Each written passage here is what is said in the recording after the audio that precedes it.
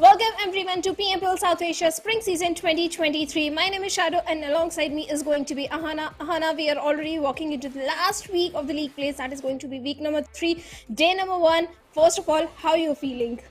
I am so hyped. I'm so hyped to be here. I mean, I've been spending the last couple weeks in the PMPL Pakistan desk and I've been seeing great gameplays in that region. Now the region has literally widened. I'm seeing more regions coming into this, and that's just going to make it so much more exciting because there is this thing that I've heard from a lot of people that the versatility of region actually makes the gameplay very different. So I'm excited to see what differences we get to see in this one. I am just so hyped. I cannot explain. Oh, this I can promise you, you're not going to be bored at all because there are so many exciting gameplays that are coming in. But talking about the overall schedule, well, we are already done with week number 1 and week number 2. And after a break of 1 day, we are into week number 3. Week 1, week number 2, it was entirely about 4MV having the consistent run being on the top in the overall ranking. But still, 4MV, they did showcase few bad games, but still they are sitting on the top. So now we are into week number 3. After that, we are having grand finals in 14th and 16th, where only top 16 teams will get a chance. Wow. That's gonna be quite a tough fight, quite a long fight, and the reward is gonna be just as rewarding. There's a literal $80,000 prize pool. That's huge. Shadow, would you please like to, shed some more light on that? Well, certainly the MVP is going to get $1,000 where East of 4MV is having his own run with his teammate, that is going to be Dog. But coming to the bonus point, well, the weekly bonus points are going to be awarded for each week for weekly ranking. League bonus points are going to be awarded for the overall league stage ranking, but total bonus points are going to be weekly bonus points plus the league bonus points. And the first place is going to get 20 points, second is going to get 19 points. With that, coming to the point structure of the main gameplays is going to be the first place is going to get 10 points, second is going to get 6 points, third is going to get 5 points, and it keep on reducing, and for per elimination get only 1 single point. So this time, Ahana, there is a big change in the point structure. Absolutely, and I feel like that has definitely impacted the game style as well because earlier just staying back and getting the chicken dinner was more than enough because it used to give you a good 15% bump, but now it has gone 33% down on the overall marks that you get for a chicken. So you do have to make sure that you have good number of eliminations to go along with it so that you can create yourself some good cushioning. I'm pretty sure it would result in aggression as well as preservation. That's quite a strange combination. Well, controlled aggression is always the key. But talking about the group distribution in this time, in Group A, we have 4MV, then we have the players of NB Esports, Seal Esports, Bad Intention. Everything was broken about this team in week number 1. Week 2, week 3 is the last chance they have to qualify for the grand finals. This week, they have to perform. In Group B, we have Stalwart Esports, DEADEYES, Raw Officials, Abrupt Slayers. Stalwart being the so very consistent team. In Group C, we have T2K. T2K shined themselves in week number 2. Then we have Illuminate Crew in group number D. They got the first hat trick in the previous week, but in the overall ranking for MV, this is what I was talking about, the consistency that is coming in. 455 points already to the plus of 4MV. Oh my, that's quite a total point difference. And along with that, the number of chicken dinners on this team is also hugely, gapped by the other teams that follow back. But yeah, I mean, I feel like this leaderboard itself tells me a story which makes me want to be like, no matter how many times, Shadow, you try to ask me which team I'm predicting, or how many times you try to throw me under the bus, I'm just gonna be like, 4MV save my soul. But Ahana, you can't underestimate the other teams as well because Definitely Elementrix, not, yeah. Sitim Esports, Raw Officials, they also got chicken dinner for themselves. Even the players of Abrupt Slayers, they had a very good run in the from the mid of week number 1. So you can't expect what's going to happen in game. Yes, 4MV, they are consistent, but chicken dinner is not so easy to have every single time. But looking at the average stats of DEADEYES, guys, well, DEADEYES, week number 1, this team was completely missing. But the way they came in week number 2, they were looking so very strong. They got themselves a chicken dinner. And on top, sir, he was the MVP. The entire stat difference is being visible in the stats as well. The survival time is way much in week number 2. The knocks which they were getting, the elimination ratio 3.5 as compared to 2.3 of the previous week. So DEADEYES, they were looking so very strong in this particular week. So I'm expecting big things. I hope DEADEYES, they come in top 5 because they are the veteran players from this region. Well, absolutely. There's definitely going to be a lot of expectation, from the fans that come in. And again, SA being a much bigger region, there's a lot of, people trying to support the team that represents their own country. And that just makes the fan base so much more versatile and so much more huge compared to what I am used to of seeing in PMPL Pakistan. But like, yeah, this is completely exciting. I mean, I cannot wait to see what happens once we get into the maps. But yeah, there's definitely a lot of difference that we're seeing in teams going from one week to the other. And well, similar thing can be seen here as well. There's a little bit of dip here, Shadow. Yes, high voltage. They were looking very strong in week number 1, and week number 2 was not entirely the week of high voltage, because the close frontal battle, the 4v4 battle, the players of high voltage were not able to win. Those fights were not going in the favor of high voltage. But yes, in the end, in the last days, high voltage started picking themselves up. So there is a chance high voltage can showcase a dominating performance in this particular week, because the start of week number 2, in fact, most of the majority of week number 2 was not in the favor of high voltage. But they are a team with good capability, good skills, so they can deliver a good performance. I hope they do in week number 3, because this week is going to be so very crucial for all the teams. Well, absolutely. We're going more and more closer to the grand finals. That means that there is going to be the certain elimination of 4 teams by the end of this week. It's definitely the do or die chance for all of them. But yes, the leaderboard does, seem to be very equally balanced. There is a great opportunity for every single team. Every single team has a chance at, making it to the top 16. And I think there is going to be a great wiggle room as well for the ones on the top. The team who on the top, they can dominate. They have everything. They've got nothing to lose. But talking about the schedule, we are starting things with Erangel. Then we have Miramar, Sanhok, and then again Miramar and Erangel. That means double Erangel, double Miramar. The OG map Erangel is going to be played twice. And since Ahana, you are coming on the show for the first time, that is why there is a zero prediction. But now you have to predict a team for the very first game of Erangel. Alrighty.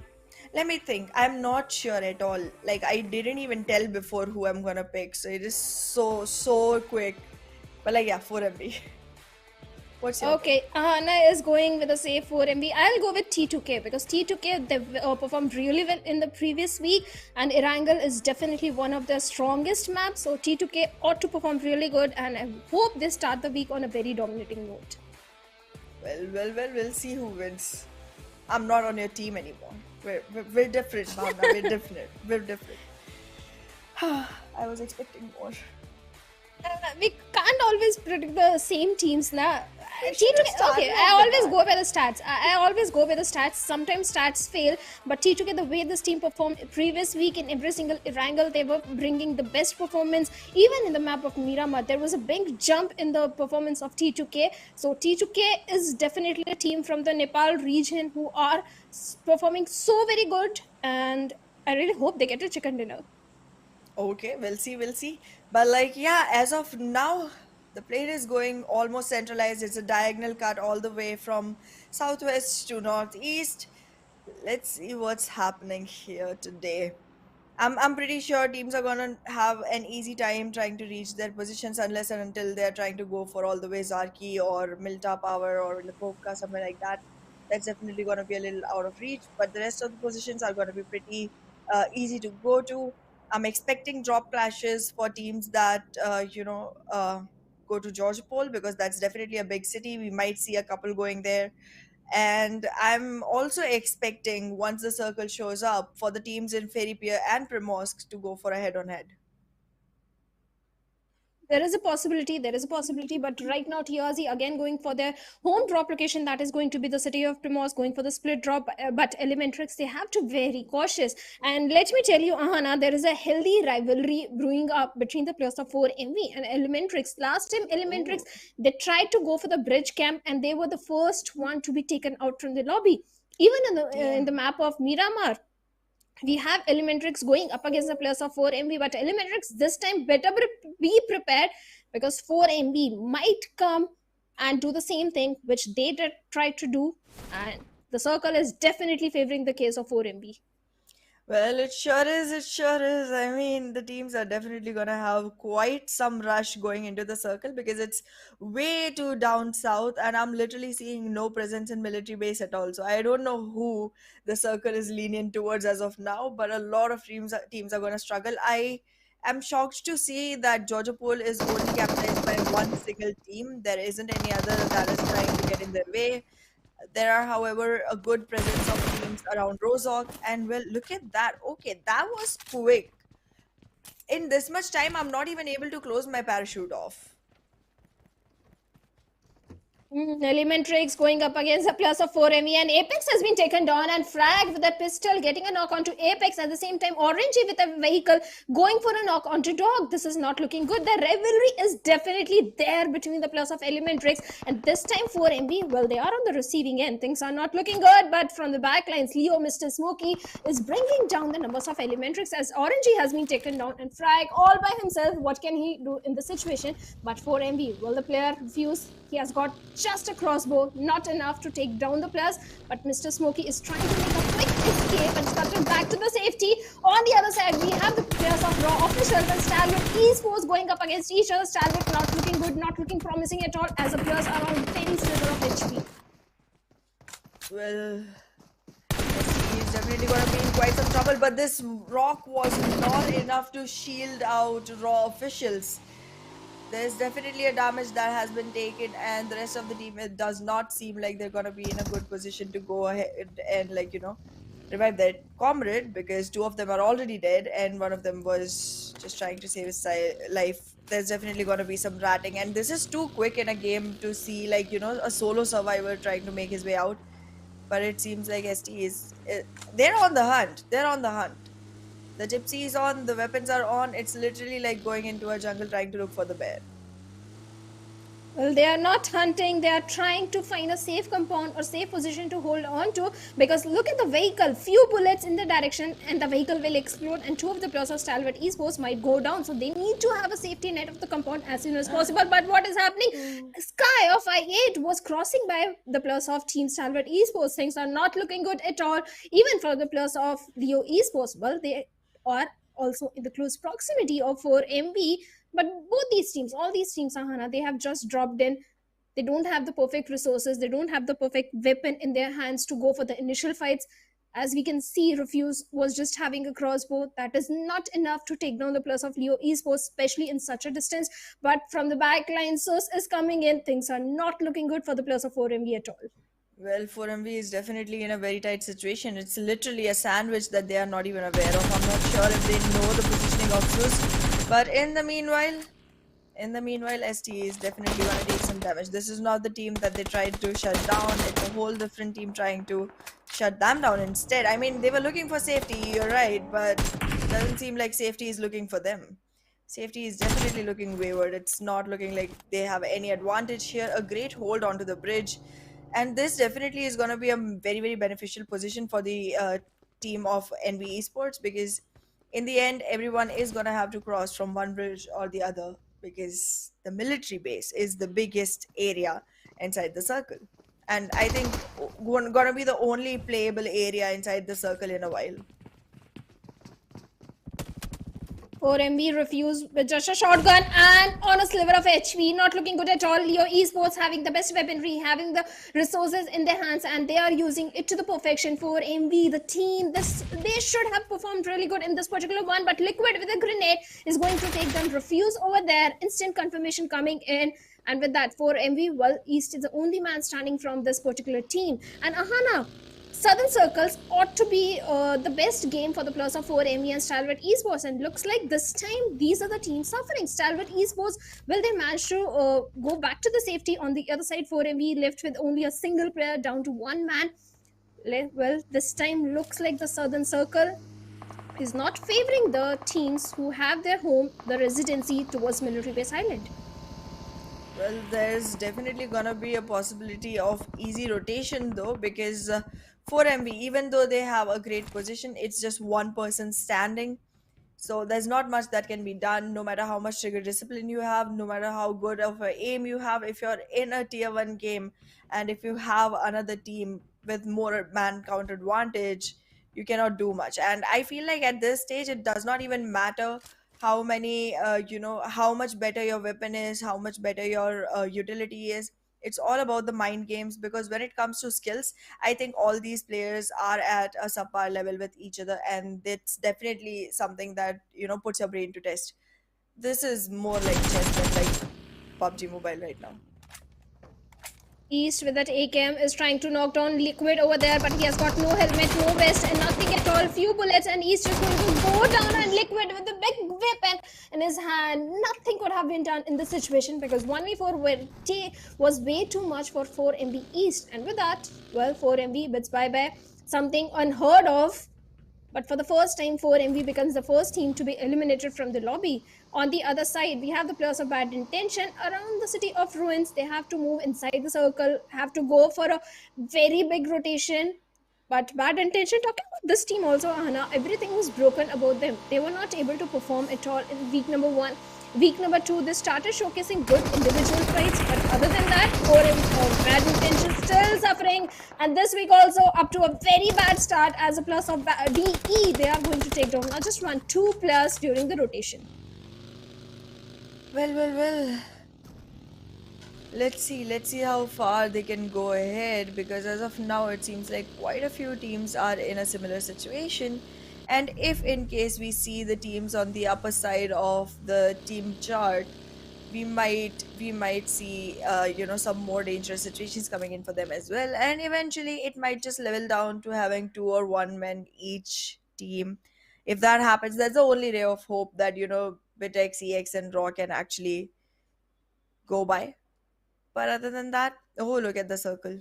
It's literally just a 50% playable area, and the teams are still struggling to go back in. Pochinki region. Excuse me, will you please come back, please? Sitim is so far away. What do you make of this, Bhavna?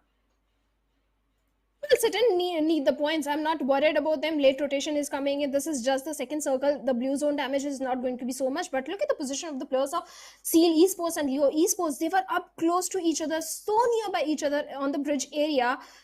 For a second, it looked like a potential close fight to start with, but that's not going to happen. But at the southern side, we have the players of Abrupt Slayers, we have the players of T2K as well. This time, T2K, they went for a very early rotation. They do have a good compound. The entire military base was there, but now, bit cautious. They need to be, because Abrupt Slayers are also one of the strongest team. Not the strongest, but a very strong and capable team in the lobby right now. But talking about NB Esports, well, they are sticking to the bridge area, maybe going for the bridge camp. So let's see if they can find someone. Well, they're definitely going to be looking for someone, or maybe not. Maybe just looking for the opportunity of not having to face anyone. I don't know if that is a case even now when Chicken Dinner does not hold as many points as it used to. But there it is. A sweet welcome from the side of DRS to BitX. The moment they come out, they are going to be shut down, but this is still a fight that I do not want them to participate in or wait for, because the blue zone is definitely pushing them in, and that pressure is hard to handle. And nonetheless, an unrequired one. This is an unnecessary fight, in my opinion, because you're having a hard time trying to find the person and pick them off, and in the meanwhile you're definitely taking circle damage, and also being late into the rotation means that you are going to be gate kept, and you are going to have a lack of real estate that you can keep for yourself, because in the end, when it comes to PUBG Mobile, there's definitely a great role that the amount of area you have under your control plays, and that's definitely something that you miss out on if you're late into the rotation. Late rotations coming from the side of DRS, but DRS is more of a strategic team as compared to the aggressive team. They showcase aggression only when required. This is something I like about the players of DRS. That is why they are in the top 5. Consistency is the key, and DRS knows it. They were the most consistent one in week number 1, week number 2 as well, and things are looking good. Yes, late rotation is coming in, but I think if they manage to cross the bridge, which the players of NB Esports are camping right now. I think DRS might perform good because of the numbers advantage they have. On the other side, we have the players of Abrupt Slayers having a compound to their name, but inconsistency was the problem for the players of Abrupt Slayers, because yes, they managed to step up their game from the mid of week number 1, but week number 2, Abrupt Slayers, they were at the bottom. Well, Abrupt Slayers are definitely, looking like a team that is on a sinusoidal graph. But we'll have to see what the next wave brings in, what week 3 looks like. Because I feel like the single day that was given as a break between week 2 and week 3 must have definitely played a great role in setting up the momentum, setting up the mindset, setting up the pace for the teams, and giving them enough time to go ahead and reanalyze what they want to do for the rest of the week. Because again, the more and more closer you get to the finals, the more and more diverse the game starts getting. And I feel like that's definitely something that the teams have some great optimal opportunities in, because in the end, this is what they came for, right? So I feel like specifically the teams that feel like there's not much that can be done might go ahead, take a few more fights than they're comfortable with, and the teams on the top might just do whatever they want because they're on the top. It's not going to move them out of the finals anyways. Obviously, wanting to win is definitely something they would like to do, but I feel like this definitely gives a great experiment zone to those teams. Certainly, but yeah, Sky has been taken down, and right now Viper with that M16 tap choice is going to take down Mondo from the side of NB Esports. Sick is going for the revival onto his fallen teammate. At the same time, Viper do have the soft cover of the spokes, but Fistboy all by himself out there in the open has been spotted on and surviving on a sliver of HP. NB Esports, the split that is coming from their side is not looking so very promising. They have to do something, Fistboy, otherwise you are going to be eliminated very soon. Well, that's true. That's true. I remember long time ago, me and my team used to literally just climb on these aeroplanes and try to go to the highest peak possible. Have you ever done that? Oh, certainly. Having a control of the cliff or a height advantage is going to be so very beneficial, but defending it is a big challenge. We have Exactly. NB Esports going up against the players of System Esports, and Akaze has been taken down, and NB Esports not looking so very good. Dobu with that Info 16 might be looking for a confirmation, and Fistboy is all stuck in that particular area. But Mondo out there in the open receiving a hefty damage. NB Esports, you guys need cover as soon as possible. Absolutely. I was expecting the circle to have more water body inside of it, but somehow the circle has managed to go almost towards all land, and the next one might just be Oh, completely on land. This is a lot of, uh, you know, emergency health needed signs that I'm seeing on the map. There's a lot of people that are knocked down, need revivals. A lot of teams are going to try to use their smoke utilities, and this is definitely going to result in a very polluted environment nonetheless, but at the same time one that gives more opportunity to the teams that have standing players that can actually go ahead and capitalize on this opportunity. well, Great certainly shutdown. action. Action, a 1v2 against the plus of System Esports. System Esports not in a good spot at all. But right now, Action has been taken down by Fistboy over there. And Fistboy with the grenade is looking for a knock onto Tops as well. Tops is also going to retaliate. And perfect nade on the face of Fistboy takes him down. On the other side, we have DE going up against the players of Seal. But right now, the entire focus is on Stalwart Esports and NB Esports, as the numbers of NB Esports are not supporting their case at all. And Fistboy, well, he has been eliminated now. Whew. That didn't take long. That didn't take long at all. And look at this, we're already in stage 4, but we've only lost 3 teams so far. There's a lot of man count damage that has happened. There's only 40 players remaining, but we still have 13 teams on board. The real estate is gonna be harder and harder to keep control of, because the lesser members you have on your team, the lesser backup you have to actually go ahead and capitalize more and more area into the map. Illuminate, however, they're definitely taking care of the players of Leo in the worst way possible by literally sending them all the way back to the lobby. Hmm, quite some nourishment, huh? Abrupt Slayers looks like they are trying to redeem themselves. 2 defeat points already in their favor, and they're looking so very strong. The players of TRZ, a blind rush come towards the compound of Abrupt Slayers, and they have managed to defend it without losing any of their own number. 3 defeat points on the other side. Like you mentioned, I8, they're also going against the few of the players and getting good defeat points in their favor. But look at the position of MABETEX Esports and Elementrix. Well, the last player from the side of Elementrix has managed to survive up until now. Let's see for how long can he survive, because we have 12 teams and 35 players remaining, and it is already stage 4 circle. Well, that's it sure is, but the circle, it's not creating as much pressure on the players just yet as we would expect, considering 12 teams are on board, and that is because there's only 35 players remaining. It does not matter the number of teams if the density of population is going to be that low. There's definitely room to, hide, room to stay protected in. And I feel like there is a great advantage towards the team that have only one person remaining. They're gonna have an easy time hiding. Like it's hard to suspect a single person because they can literally be anywhere, while a team requires a compound or a ridge, something much more concentrated to hide behind. So yeah, they might have this advantage, but that's just one advantage against all the things that are gonna be in their odds. So we'll see how that works out for these teams. Raw and TRZ alongside EX definitely in a very bad position. The circle is already putting pressure on the EX. So that's a situation they would want to avoid. However, currently around the planes, there's quite some damage. There's quite some damage onto a lot of players. And with the circle shift, I8, they are looking so promising right in the epicenter, but defending their position is not going to be so easy, because we have DRS on one side, we have the players of Stalwart Esports on the other side. On the other hand, if you have a look towards the southern side of the circle, we have the players of Abrupt Slayers on the periphery. So good position to hold on to. From the northern front, we have the players of DEADEYES coming in, but MABETEX Esports, Leo has been taken down from a moving vehicle by Incas, the cheeky one, the hiding one, the snake from the side of Elementrix Esports. He's being one with the nature, but now he should better be prepared, because the players of MABETEX Esports will start looking for him. And the way he's out there in the open, not looking so very promising, but MABETEX, they have their own worries to deal with. That is the players of T2K, as Sanhok with a grenade might try and take down Valley, but he's not going to have that perfect projectile. At the same time, both these teams do realize the circle is coming in, but grenade right on the face of Sanhok takes him down.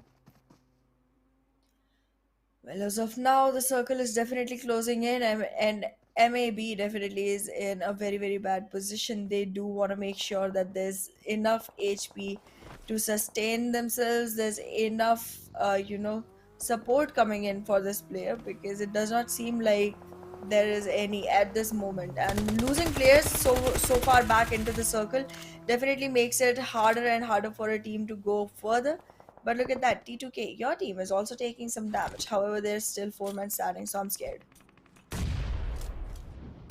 Valley is still bleeding. Kese out there in the open, taken to my Incas, and Baron comes from the backlines, eliminates the last man from the side of Elementrix as well. But enough damage has been done on the side of MABETEX Esports, and with that, T2K Sandesh is going to find the last player as well, and MABETEX Esports bids bye-bye at the 10th spot with just a single point to their name. Stalwart Esports having 3 players running very high on their horses, looking so very confident, 11 defeat points, having the entire control of the northern front. This game ought to be the game of Stalwart Esports. Well, we'll see. They do have a great number of eliminations, 11, like nobody else has even crossed 5 yet. So they have more than double of the team at the second position when it comes to track points. But yeah, these eliminations are definitely adding up to their final total. Make it 12 on a one-man loss. What great ratio must a team have to reach that?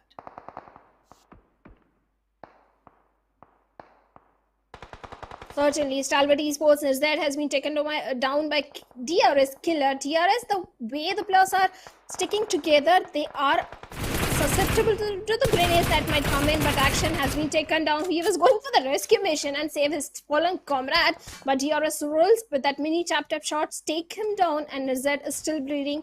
There is no hope coming for him. There is no help coming for him. But DRS, can they defend their compound? That's the main thing. And for now, they are succeeding. All the 4 players are still surviving. Not the aggressive force in the lobby, but a very strategic team, that is DRS. Let's see if they can eliminate the entirety of Stalwart Esports, because it looks like Tops went over and gave revival to Nized, but DRS are at the same time keeping a close eye onto the plus of TRZ, and Degree in the smoke is almost on the verge of elimination. The smoke is definitely trying to help a little, so far successfully, but the shots are not going to stop. Seal Esports from a long distance, trying to get back into the fight. Not successfully just yet though. This does not look like the best opportunity for any of the teams that are still inside lower edge compounds, specifically DRS. There's way too many teams surrounding them, and the moment they have to push out of the compound, it's gonna get more and more difficult. If the circle shifts not in their favor, it might just push them out. Same for Leo. I feel like there's definitely a lot of room that needs to be worked upon. Wait a second. Shadow, please give me your opinion on to DE. I mean, I'm seeing a guy from the side of Deadeye all the way behind the airplane. That does not seem like the best cover, does it? But he's just a solo man standing. He can't engage in the fight. He has to play on the periphery of the circle. So I believe it's a good position. He's not grabbing the attention from all the teams in the lobby. He's fighting for the placement points, because right now 9 teams, 22 plus still remaining in the lobby. So On Top Sir is doing everything to the perfection that is required in this particular situation. But right now the players of Seal Esports, they better be careful of the grenade that might come in from the side of Stalwart Esports and vice versa. But TRZ, well, they have been eliminated. Leo, they do have a good compound to their name. DRS looking so very fantastic, having a very good compound for themselves. But right now Stalwart Esports and Z is trying to find some opening through the grenades. The dynamites are down, but Nized is not able to find the knock. A lot of utility deployment to no value as of now, but look at that. Stalwart Esports finally securing some nades damage. There's a good knock. They must wanna capitalize on it as soon as possible. Probably push in enough time to actually let that rescue mission fail, but no, they already let that go to waste. But in the same time, they did make sure there was a trade-off for that. So with Aero now on the knees, it's definitely gonna keep one player less on the side of Seal Esports. Stalwart Esports, the man count of fighting men is still equalized, but this fight is something that they're gonna have to be very cautious about. Seal Esports going in for that revival. Still not looking like they are going to be able to have an upper hand just yet. The man count is not going to be the only thing that decides who wins this one. Seal Esports. Yeah. Perfect grenade, and Nized has been taken down from the side of Rog, and Tops is also on a very low HP as he's trying to patch himself up. He has job to do. He has to go for the rescue mission, but this barrage of grenades from the side of Seal Esports is not looking good for the players of Stalwart Esports. This time it's a Molotov, but the perfect projectile is still missing from the players of Seal Esports, and Stalwart, by some miracle, still surviving, but this grenade brings the demise of Nized and leaving Tops onto 10 HP. Whew. That was definitely quite a good nade. Only one towards the side of Seal Esports. One frag each. And well, Aero literally has none. So, 2 frags, 3 players. I mean, great way to survive, but not a great way to make yourself a place on the leaderboard. Stalwart Esports 12 frag points, great numbers on their bag, but still left the lobby at 7th position, so that's just gonna give them 1 extra point. Not the best situation so far. But there it is. The circle getting smaller and smaller, the pressure getting higher and higher. Stage 7 already. With 4 teams on board and 13 players. Who is it gonna be? T2K, as Bhavna expected, DRS, Seal, or Leo? What are the things that you feel like are in the best advantages for T2K right now, Bhavna? Well, the chances are very high because they have the numbers advantage. They have the majority of the real estate as they are trying to move from the southern side, and they are not grabbing the attention of so many teams. But I have a question from the players of Seal Esports. How many grenades do you guys have? After that barrage of grenades, they still have more grenades, more throwables in their hands as they're trying to find knock onto the players of Leo Esports. Well, Seal, kudos to the resources they're having, the micromanagement of resources that is coming from the plus of Seal Esports right now. On the other side, we have here Mr. Smokey going down an arrow with that M416 trying to go for the looking for the confirmation, but it's going to be the play zone on DRS. Delta gets the last man from the side of Leo Esports. Now we have 3 teams and T2K. They have a very high chance. Ahana, they have the majority of the real estate, the circle. Look at the split that is coming from the plus of T2K. They have the control of the entire final circle. Well, they sure do, and they are going to make sure that they do not give anyone else any entry at all into the circle, because that would just add to the benefits that they already have on their side. They might be able to just increase the pressure on a team by keeping them outside the circle and making them fear not only of their own players but also of the blue circle that is trailing behind. The number of teams has shrunk down all the way to just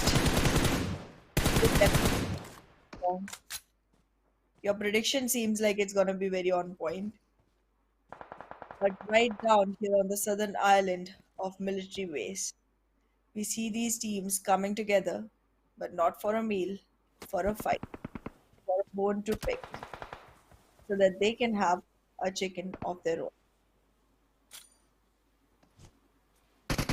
Don't be so quick because DRS is still in the lobby. DRS are always the cheeky ones, but Soulless finds a perfect knock onto Gyante over there. But thankfully, DRS, they do have a good compound to their name. At the same time, Rog is bringing down the numbers of T2K as well. Sandesh has been taken down, and Sanhok is going for the revival. The perfect smoke wall has been deployed, but that is not going to save Arrow as he has been taken down. At the same time, rolls with an A-cam 6 times on an A-cam. What did just see? And he takes down Rog over then. Seal Esports surviving with only a single player. The perfect spray that was coming with an AKM, the amount of recoil this weapon have. On top of it, you are having a 6-time scope. Kudos to the plus of DRS, the amount of time they have spent in the training ground. But Soulless all by himself, T2K, they have the numbers advantage, and so do the plus of DRS. Who is going to get this one? And looks like Soulless, he has a knife. He's grabbing the attention of the plus of DRS. Well, DRS are definitely going to be looking in that direction very soon. But T2K is literally present every single place. They have their eyes everywhere on the map. They are everywhere on the map. It's going to be harder to find one player of T2K and then be able to recognize the position of the rest of the team. But here they are charging in on the way towards DRS. The shots are coming in. There are knocks coming in as well alongside. The background advantage is already in the side of T2K right now. 4v1. 4v1, and there it is. 4v none. T2K with a brilliant chicken dinner right on your expectations, Bhavna. A winner chicken dinner served right on the pan that they had in their backpacks. Certainly, whenever it comes to Erangel, T2K, they ought to perform. They always perform really good. This time also, there was a big change coming in terms of the rotation. T2K always goes toward the side of Siverny, but this time they're already in the military base island, and that favored in the situation because the very first circle was in their favor. A perfect read rotation coming from the IGL, perfect synergy coming from all the 4 players. This time having 13 elimination, 1775 damage. They were dishing out a very high number in the overall ranking. Now they're sitting on the 4th spot and total of 23 points to the plus of T2K. Very good start to the week number 3. Absolutely, and this start is definitely gonna be something that gives them more and more confidence walking into the further games. Overall ranking has boosted all the way to the 4th position, which is great for any team that wants to have a dominance role coming in for them. So like, I do have high expectations for T2K moving further from here, and well, there it is. You did win. I'm not gonna say it again though. That's the only time I'm gonna admit you did.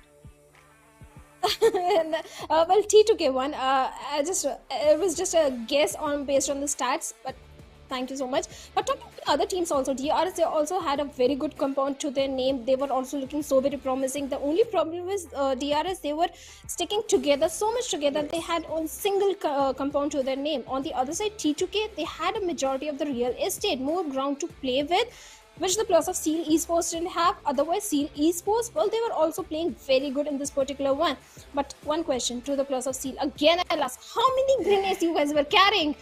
That barrage of grenades on the players of Stalwart Esports. I guess even the players of Stalwart are also asking, how many grenades do these guys have? But this time the MVP is going to be Sandesh from T2K with 6 eliminations, 638 damage, single assist, 3 knocks, and not too many healing stun. That is going to be 190. Well. Definitely crossed everything in the average though. Pretty far ahead of himself, to be very honest, in this game. And that definitely is the definition of a man who should be going for the MVP. You overperform, you outperform yourself, and then you just go ahead and capitalize on every single opportunity you have. An opportunist in a team that was an optimist, in the end, takes the chicken. I am impressed. I'm so happy I'm spending my afternoon in this. Certainly, this time it's the Nepal region that they are dominating from the very first game, just like the previous one. But along with Sandesh, we have tops in the top players: Stalwart Esports 5 elimination, Mr. Smokey from Leo Esports with 3 elimination of his own, but very high damage number. Then we have Rig of T2K Esports with 4 elimination. Then we have Delta of DRS Gaming with 3 elimination and 536 damage that he was dishing out. Well, it's absolutely bizarre to see though that the person with 6 eliminations has lesser damage than the person with 3 eliminations. So definitely there was a lot of shots coming in from the side of Mr. Smokey Eve, but I mean, no conversion rate onto that. Otherwise, we might just have seen Sandesh get dethroned. Maybe his teammates were getting the confirmation. We don't know. It's a teamwork, Ahana. Maybe he was the one dishing out, but it's a final bullet that counts, that bring down the player. Maybe his own teammate was getting that. But still, being the MVP, he's already in the race of the MVP with that for that $1,000 US dollar prize money as well. But in the match ranking, we have T2K on the top with 23 points. Stalwart Esports, a very high aggressive gameplay and action with the shotgun onto the plus of sitting Esports. That was so very impressive. 12 elimination points. Stalwart Esports already bringing a very good head start with 13 points. DRS Gaming being the consistent one, 13 points, sitting on the third spot. Leo Esports, again, a very good performance coming from this particular team. 10 points to their name, sitting on the fourth spot. Well, absolutely. The teams do look like they have, maintained some consistency going on forward into the tournament, and that definitely is going to help them make sure that they are in the top 16. Currently, the performance from these guys has definitely been outstanding, and I am just waiting to see what more is there on this plate. However, some teams did not get the opportunity to take the right fights, to make the right amount of frags for themselves. But well, better luck next time is all I can say for teams that have below 8th ranking, because like second page literally looks like it's zeros, ones, twos, and a single 3. I'm surprised to see the name of IH Crew, because IH Crew, they were in the epicenter of the circle. They were in the military base island. They had the numbers. I expected big things from this particular team considering the position inside the circle, but they were taken out pretty early in the game because there were so many teams right in the epicenter that it became impossible for the players of I8 to survive in that particular situation. Even the players of MABETEX Esports, high hopes from this particular team, because MABETEX last week they were dominating. At least towards the end of week number 2, they were dominating, and MABETEX Esports is also very is a team with a potential high fragging game. Absolutely. I mean, we are seeing teams with great potential wherever it comes to whether it's okay, let me come back to the one that you talked about. Whether you talk about their aim, whether you talk about their utility usage, or you talk about the number of grenades they hold, or you talk about the healing abilities, teamwork, every single thing. As I was talking earlier as well, it has all come down to the mind work. It has all come down on how you strategize, because in the end, the skills, they are literally at subpar with each other. They have all checked out all the boxes, and if I ever tried to check out even one of these boxes, I might age to an age of 80. So it's gonna be like in 2100. So I'll see you then. But looking at the schedule, we have Miramar coming up, where Group D will be sitting out. That means the players of I8, Leo Esports, TRZ, and Sitim Esports are sitting out in this particular one. Then we have Sanhok, then we have Miramar, and then again Erangel to end of the game. But now again the question comes in, Ahana, which team you think is going to get the chicken dinner in the map of Miramar? This is a tricky one. I want to go for a team that drops in Los Leones. But because the groups just shuffled right now, I don't know which all teams are gonna be in this.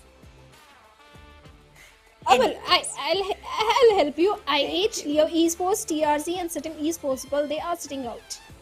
Okay. So I'm just gonna go with Skylights Gaming because I feel like they are Interesting delivering pick. some great performance, and I want to just take a leap of faith this time. Interesting pick, because Miramar, Skylar's Gaming, they definitely perform good, but recently they are not spreading their wings. But I'll go with Stalwart Esports. After the dominating performance they showcased in the previous one, I think Stalwart Esports are definitely looking for that one chicken dinner, because they are contesting with the plus for 4 MV in their own race for the top spot in the overall ranking. Absolutely, they have great opportunity of actually climbing up, and they might want to make the best of it. So yeah, a chicken is definitely going to be helpful, and that is exactly where their eyes are going to be.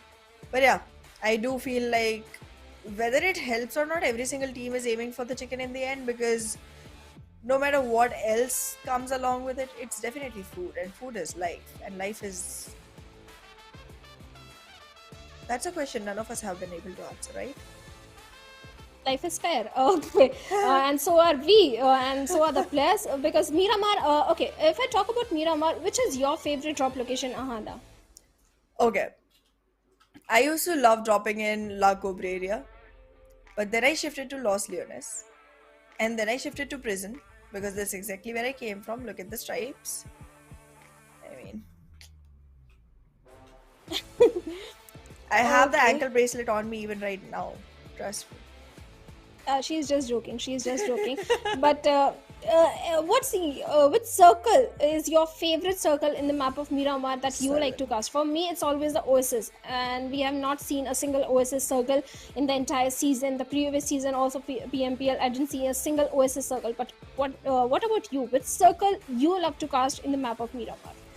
Any circle that goes all the way south, because I love it when the tiny little island is getting used. I like mostly if there are multiple islands, because that just tests the players at a whole new level, because rotations become much more unusual, and that just helps uh you know that just helps create a lot of chaos, and whenever there is chaos on stream, there's happiness in my eyes. I sound like a Well, sadist. chaos. No, even I am a sadist. I love the action, the drama that unfolds, the death and destruction which these teams bring in. Well, soon the map of the sand of Miramar is going to turn red. So, not just you, it's me also. We all are sadists. We love the drama and the action. That is what we are here for, and what these teams also love. But since you like the southern circles, Ahana, let me tell you, we see so many southern circles. Even me and Blotter, well, we both are so bored of southern circles. We always hope that we get to witness a northern circle. But I hope this time you are going to be happy, because maybe there is a possibility we can see one more southern circle, maybe towards Los Leones, or maybe towards the side of Valle de Mar. But if it goes to Valle de Mar, it's going to be so very interesting. Well, yes, it absolutely is gonna be one of the most, chaotic circles of the map. Not only will it push teams towards the very opposite direction of where they're already trying to go, but also Valle del Mar definitely gives the teams, south it Just is. like I said, southern circle. Yay!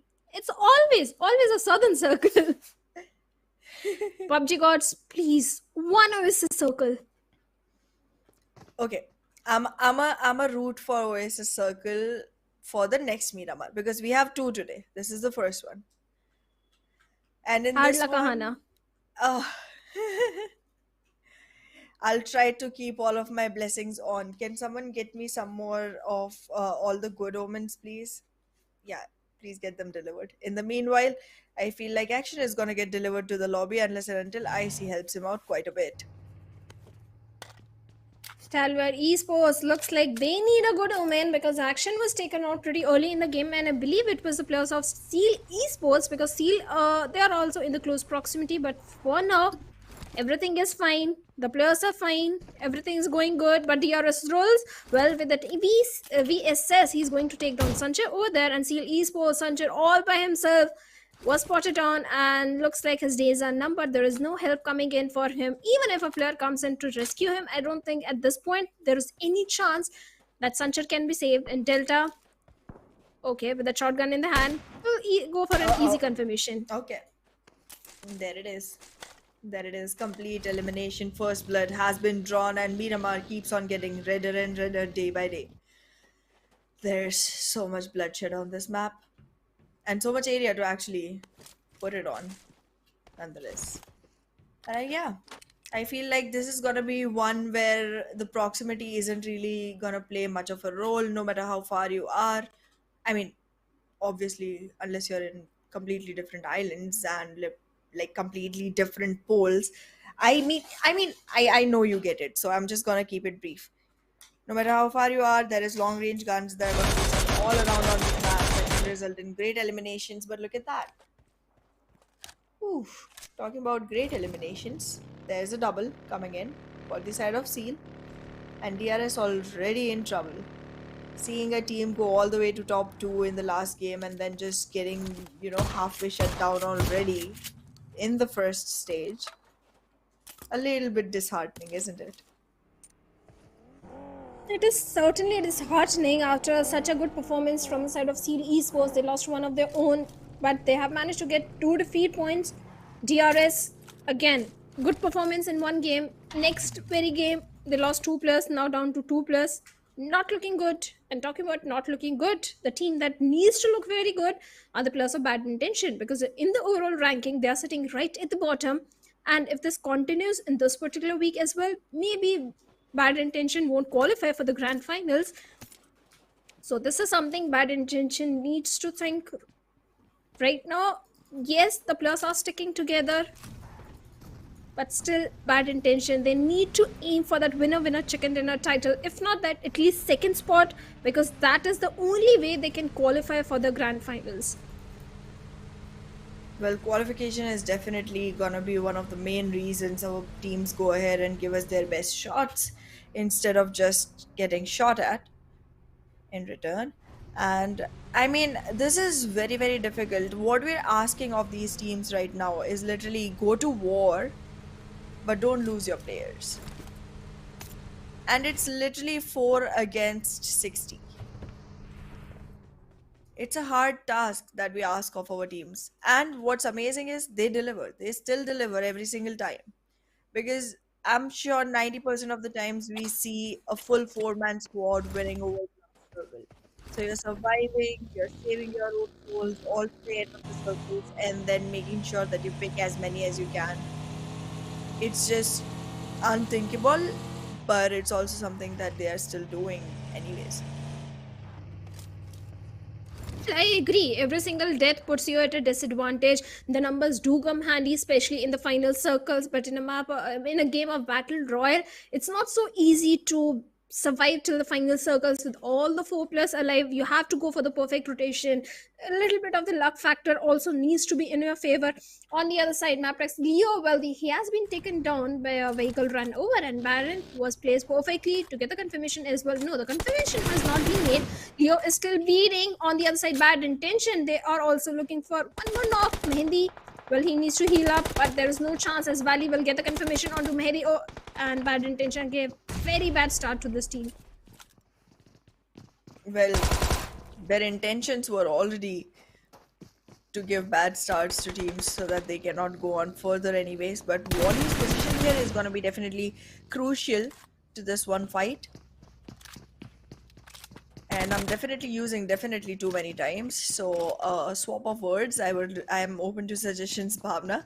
But in the meanwhile, what Bad Intentions is open for is an opening into the compound that will result in an elimination for maybe. Still watching the stairs, still making sure that every single peak is punished. Whew. This does not look like an optimal situation for either one, but MAB is still trying to make the best of it. The Molly did do great damage, but there is a sandwich, and that sandwich shuts down another player from the side of Bandit Intentions, and well, it is bad destination for this map as well. Well, such a good synergy coming in from the plus of MABETEX Esports without losing any of their own player. They managed to annihilate the entirety of Bad Intention. Bad Intention not looking good again, being eliminated at the 16th spot. But this time, thankfully, 4MV, they are in a good spot. Last time, 4MV and Elementrix, they went against each other, and 4MV not having good resources in their hands. Because of this, they lost the initial fights, but now they are again back in the form, have good resources, have good position to hold on to. Right now, they are in the city of Chumasera, looking so very good. But again, look at the plus of Elementrix. I'm just loving this rivalry that is brewing up between the plus of 4MV, be it Erangel, be it Miramar, any map, these two teams go up against each other, and the one to lose in the long run is going to be Elementrix, because 4MV, they have got nothing to lose. They are sitting on the top of the leaderboard, and Elementrix, they are at the bottom. They need the points. This rivalry is not going to favor the case of Elementrix. If they want to qualify for the grand finals, they are risking their qualification, Ahana. They definitely are, but well, high risk, high reward is the mindset, I guess, at this moment. And there you go, Circle.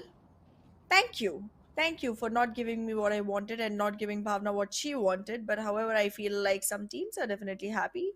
Specifically, the one you picked the last time, T2K, having a great time at a great spot inside the circle, but it's crowded. It's very crowded. This crowd is gonna create chaos. This chaos is gonna create deaths. Those deaths are gonna create less crowd. Then less crowd is gonna result in less chaos. Ooh, a vicious cycle.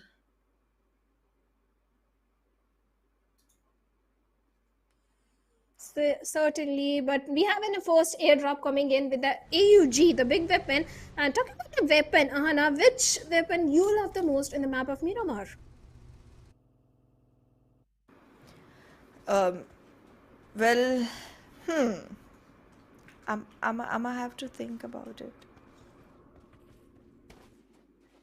Any suggestions from you?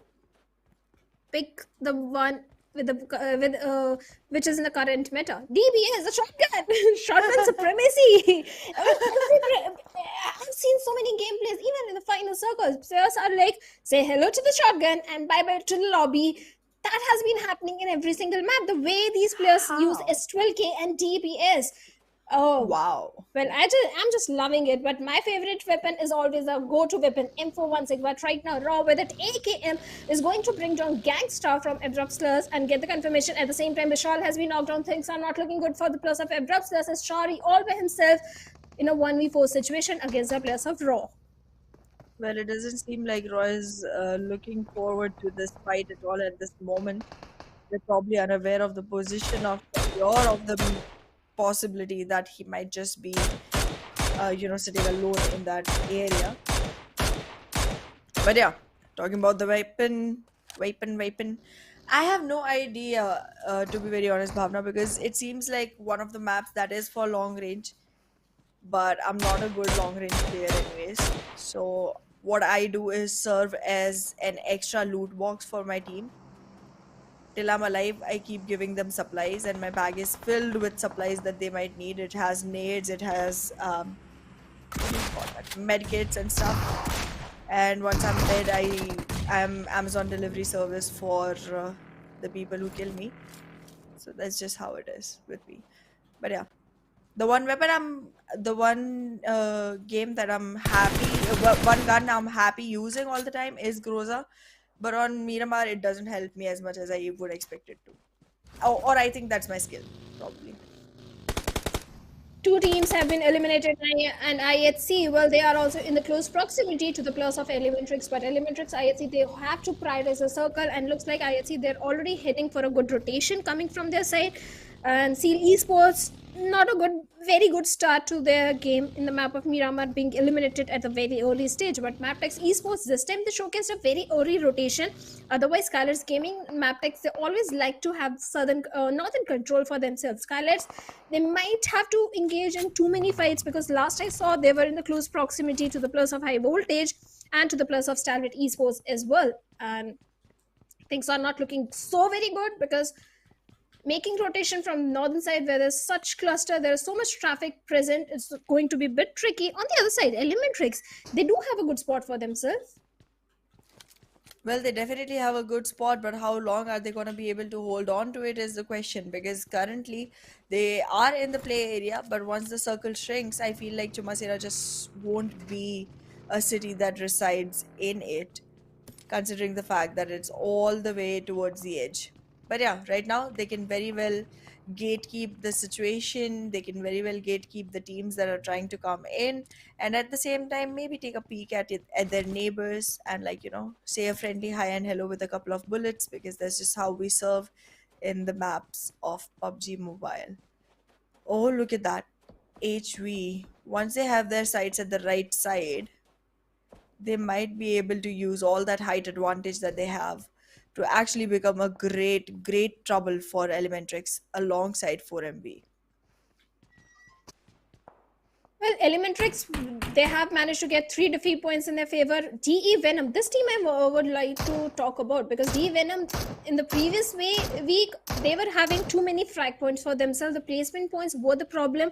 I hope DE Venom, they have worked on it, and this time they're going to showcase a very good performance. But I see Demo has been taken down by Spence Boy, and Zoil is right in the crosshairs of his spray. Perfect info 1-6 spray coming in, but the vehicle is going to save Zoil for now.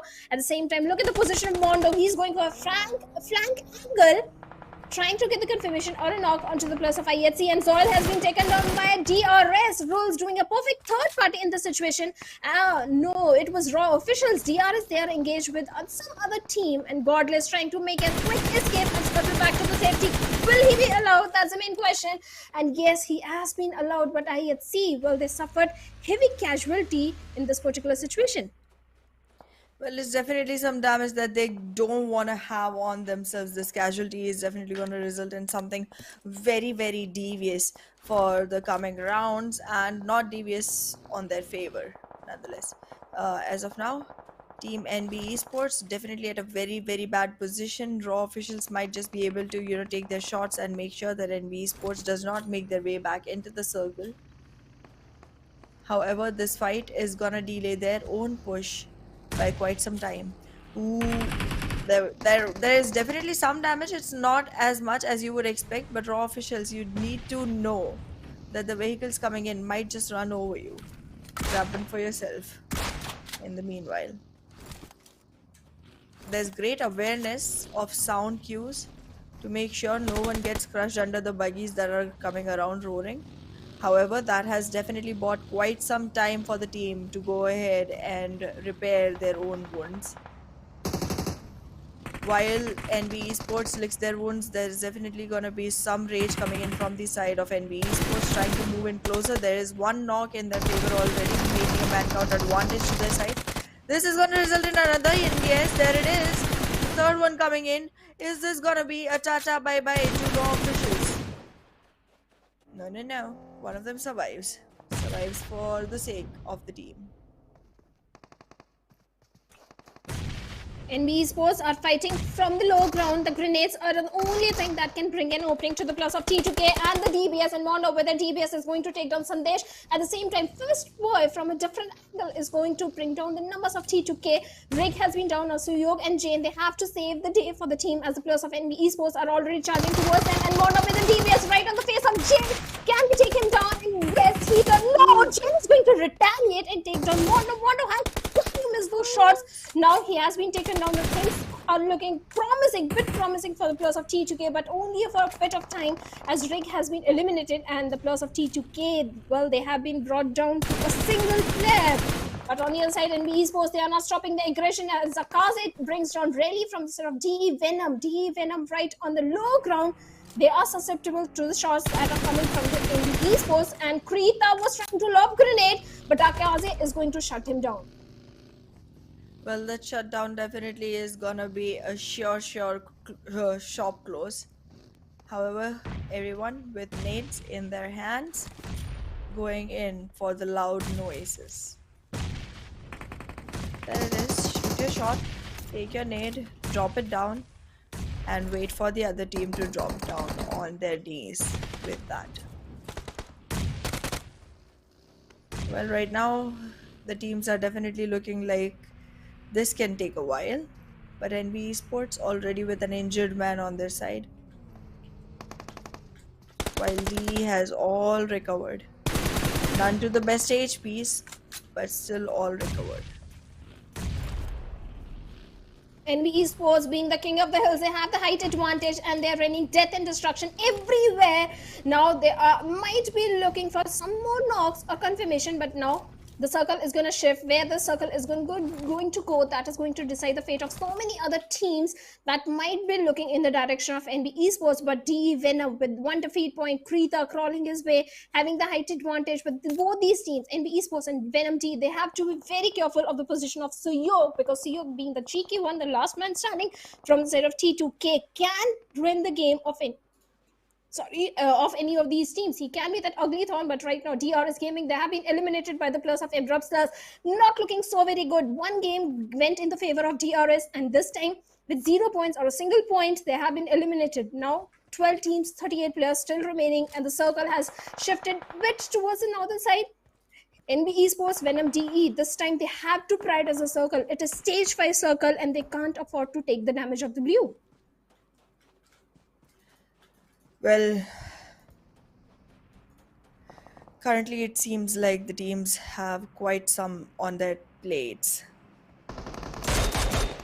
Skylights Gaming already getting their players picked off, and T2K leaving the lobby at the 12th position.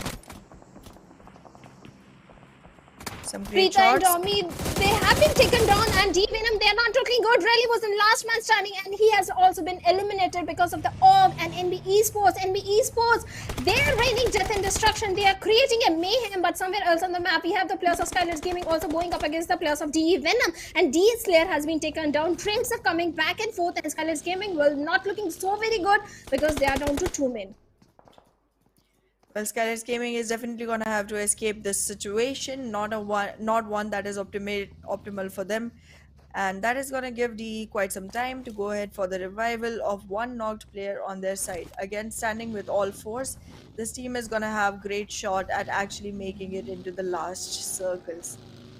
We have quite a few teams still surviving with all fours. There's 6 nonetheless out of 10, while the rest have to do with just 2, and IHC the only team with a solo survivor. They are MABETEX, surviving. yeah. They are surviving, and MABETEX, like you were pointing, 5 elimination on their name and looking for some more onto the players of Abrupt Slayers. But Abrupt Slayers, well, yes, the vehicle might have received some damage, but the players are safe. But MABETEX Esports Baron comes out in the open, and NB Esports, is there any stopping for the players of NB Esports? Because Kaze, he takes down not just 1, 2 players of MABETEX Esports. Sure does, and MABETEX Esports has to recover from the injury that they have faced, and in the meanwhile, Stalwart Esports getting more and more stronger in their position.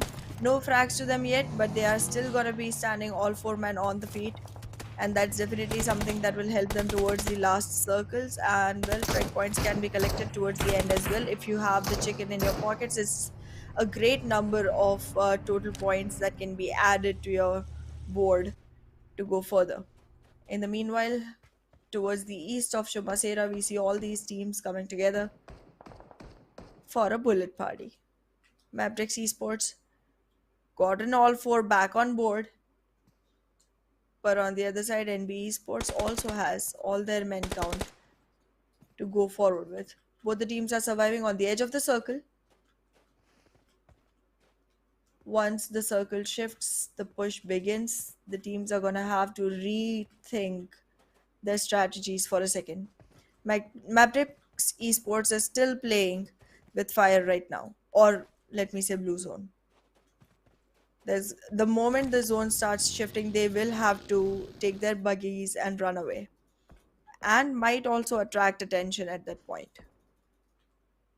That's definitely gonna be something that they wanna, avoid.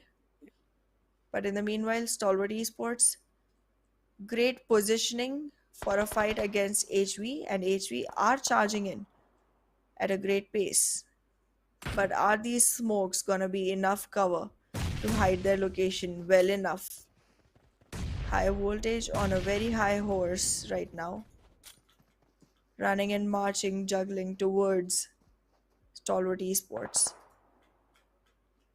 A third party possibility resides very close to them, and that might just give capitalization to a completely different team.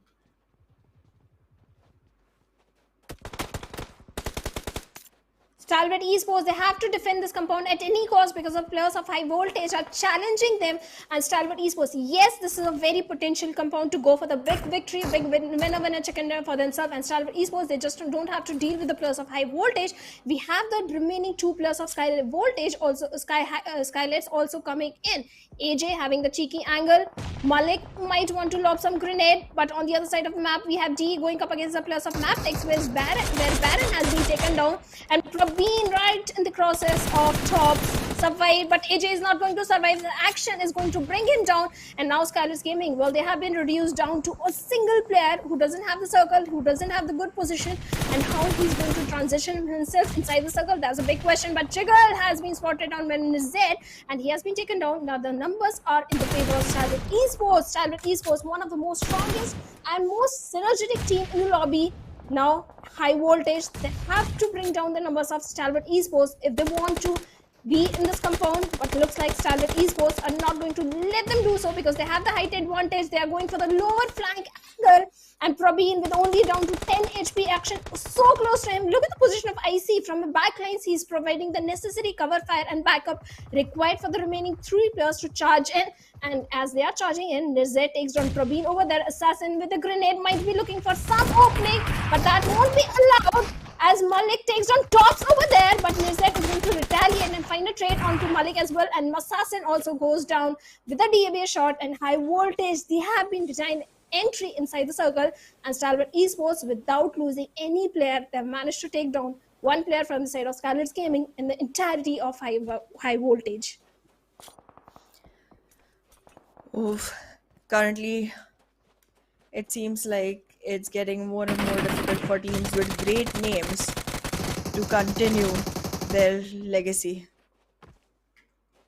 And with that come knocks left and right across the boards for 4MV and NB Esports. 4MV might just not have enough time to actually go for the revival though. Will they be able to get all fours back on? They have shut down IHC completely. NB Esports completely in trouble. Only one player trying to revive the rest of the team, while one has to watch for the cover. This might not result in the best position for the side of 4MV. It's a fight they want to put a result to, put an end to, and walk away from. Damage has been done, but the repairs will begin just in time. All four from the side of NB Esports recovered and ready to fight one more time. As all these teams are fighting on the periphery of the circle, Ahana, let's have a look at the Abrupt Slayers. They are the only ones inside the circle. Well, that's true. And they might have all the circle advantage, but I'm not seeing the team trying to capitalize more and more area anymore. But look at that. They get picked off quickly after we say anything good about them. So Caster's Curse, real thing.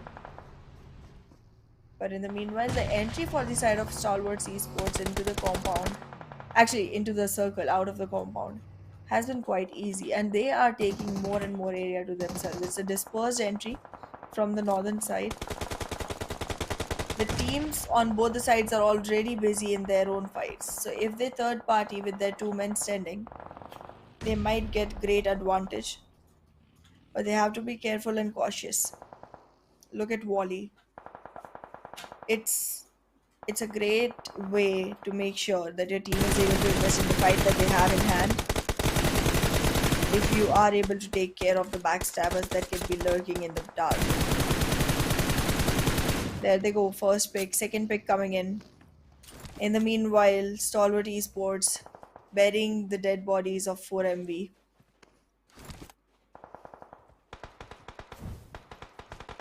The funerals have begun all across the board. Every team is losing players except for your pick, that is Stalwart Esports. No losses for that team when it comes to man count. 4MV in a terrible position as of now. They also hit the double digit elimination marker already, Stalwart Esports. Your predictions are falling right on point. Right now, MABETEX Esports on the perfect spot takes down not just 1-2 plus of NB Esports as they take down last one as well. Stalwart Esports from the backlines takes down the last player of MABETEX Esports. 2 teams have been eliminated. Now we have 4 teams and 10 players remaining. Stalwart Esports looking for knocks everywhere as they bring down the numbers of MABETEX as well. And 4MV has also been eliminated. They were standing up with a single player on the 4th spot with 5 elimination of their own. NB Esports not in a very good position. Stalwart Esports, this is they came to lose, and DE was trying to transition himself in the circle, but action, there is no stopping to his action as he takes him down. And now the numbers of DE are also not looking so very good. Look at the position of the remaining 2 players of DEADEYES. 1 grenade and DEADEYES are done and dusted. And there it is. Icy trying to find some opening, but he has no resources, no grenade, no molotov whatsoever, just the smokes in his hand. But they have the weapons. The smokes are being lobbed to deny vision to the plus of DE over there, and Slayer goes down through the M416 of action over there. And now the only player remaining is Churu Love. Sir, what can he do in this situation? It is the entire game of Stalwart Esports as IC is going to shut down the plus of DEADEYES, and we have only 2 teams remaining. The split that is coming from the side of NB Esports is not going to favor the situation as NetZ has an idea where exactly Mondo is. Well, Mondo is definitely going to be in grave situation once the position gets revealed, and there's a great charge in coming in from the side of Stalwart Esports. They are looking great at the fight, better advantages when it comes to man count, and well, before I could even talk about all the advantages they have, they took the chicken to their favor as well, and there they close it with a winner chicken dinner for themselves. Your second prediction, again on point. How are you doing this? How Stalwart Esports are doing this? That's a main question. Perfect rotation was coming in. They were trying to move inside the circle from the northern front, but so many teams were present, and without losing any single player of their own, they managed to survive till the very end and bring down the entirety of so many teams. So many trades were coming in. 18 elimination, 2586 damage they were dishing out, and now they're sitting on the 2nd spot. Stalwart Esports, this team, the consistency they bring in, the action they bring in every single time, they are a very impressive team from the Mongolia region.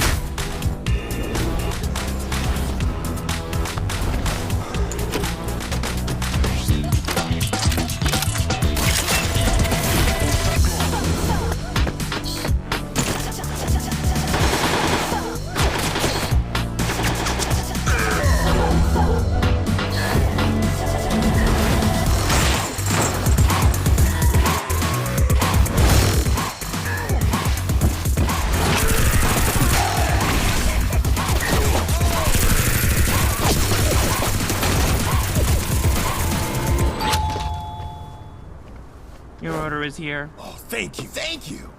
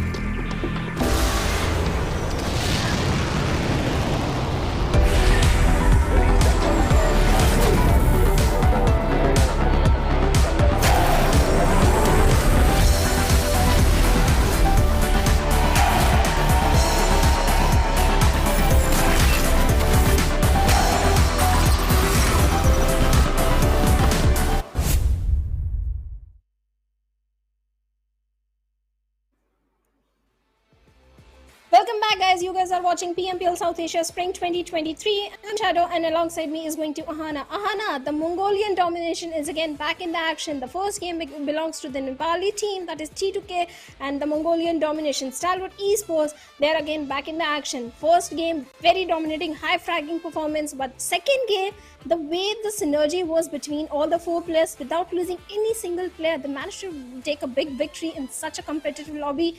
Kudos to the players of Stalwart Esports. Absolutely, and towards the beginning of the game, they did not have any frags at all until like late circles, and then suddenly they came out of nowhere and popped out like, war machines and just went ahead and beheaded every single person they saw in front of them. And well, a very well deserved MVP going all the way to Nerzed 99.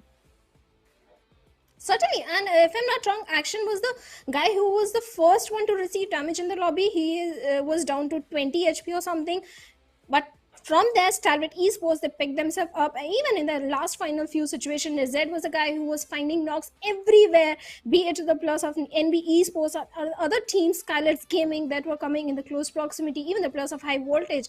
Perfect synergy that was coming in. 6 elimination to this guy, 778 damage that he was dishing out, 2 assists, 4 knock, and 340 healings done.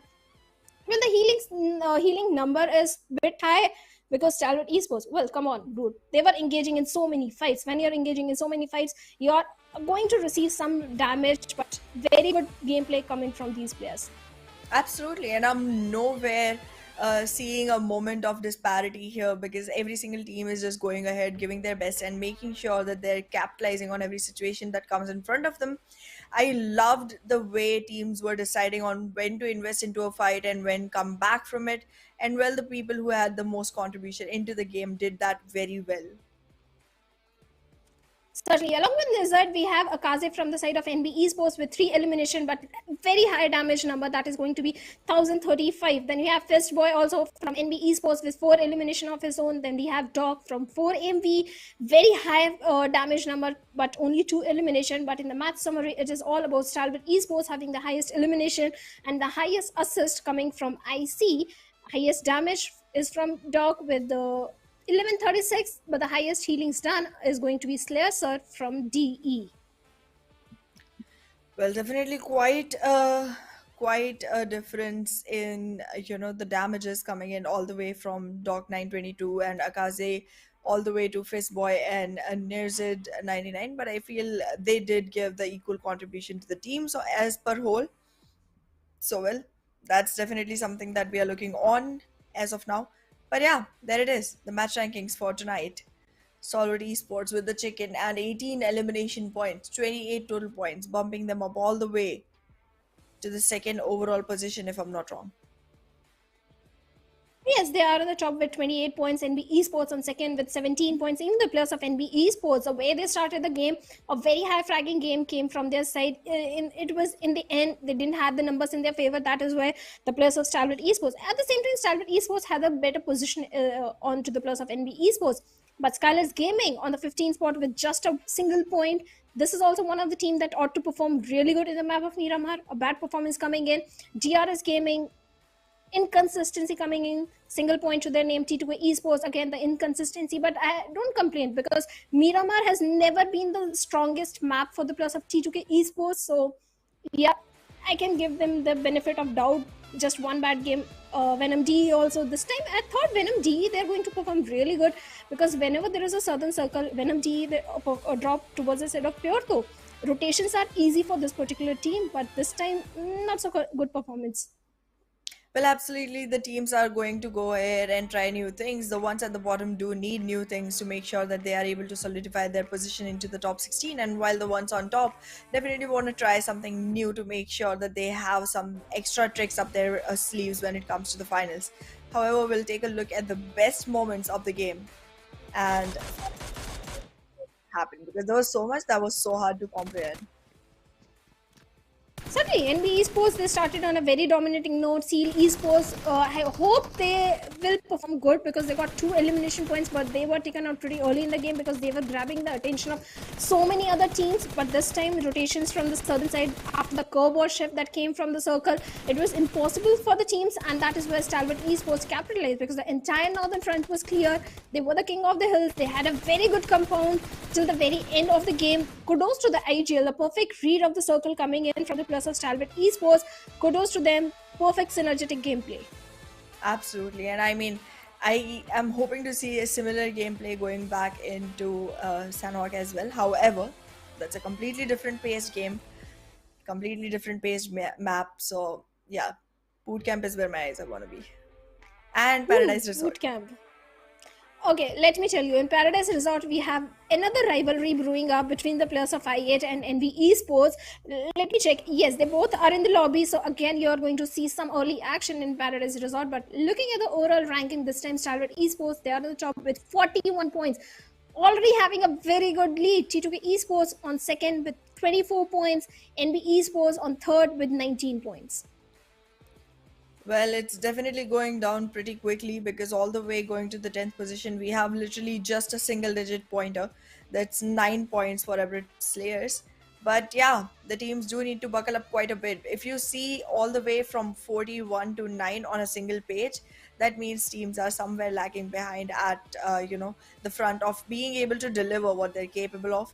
And that delivery needs to happen, and it needs to happen quickly because this is the last week, and this is where the whole performance has to show up in brightest of colors and vividest of strategies, and the teams have to pick up all of their weight and carry it all the way to the chicken. Of course, they have to get the chicken dinner, if not chicken dinner, at least the elimination point, because this time the MVP is the point structure. I've been saying this time and time again. The MVP, definitely the players are, but this is time it is the point structure because so many teams that had strategic gameplay, now they have to adapt to the new meta and focus on the elimination points, focus on the rotations as well. So yes, elimination. And talking about elimination, we have the perfect map for that. Sanhok, the fast-paced map. And with that comes a prediction as well. Ahana, which team you think is going to get the chicken dinner in the map of Sanhok? I don't know. I'm gonna go with NB Esports.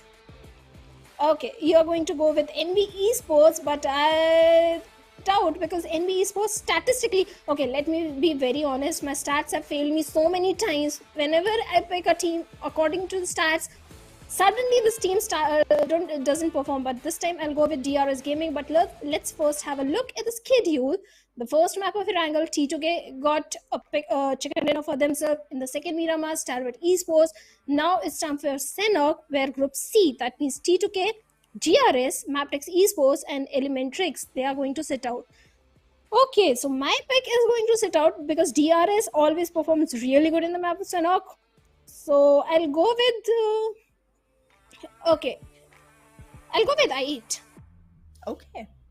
So we both are basically gonna be going... Sorry to cut you off. I'll go with C. Okay, alright. For a moment I thought we both were going for the teams that both drop at the same location.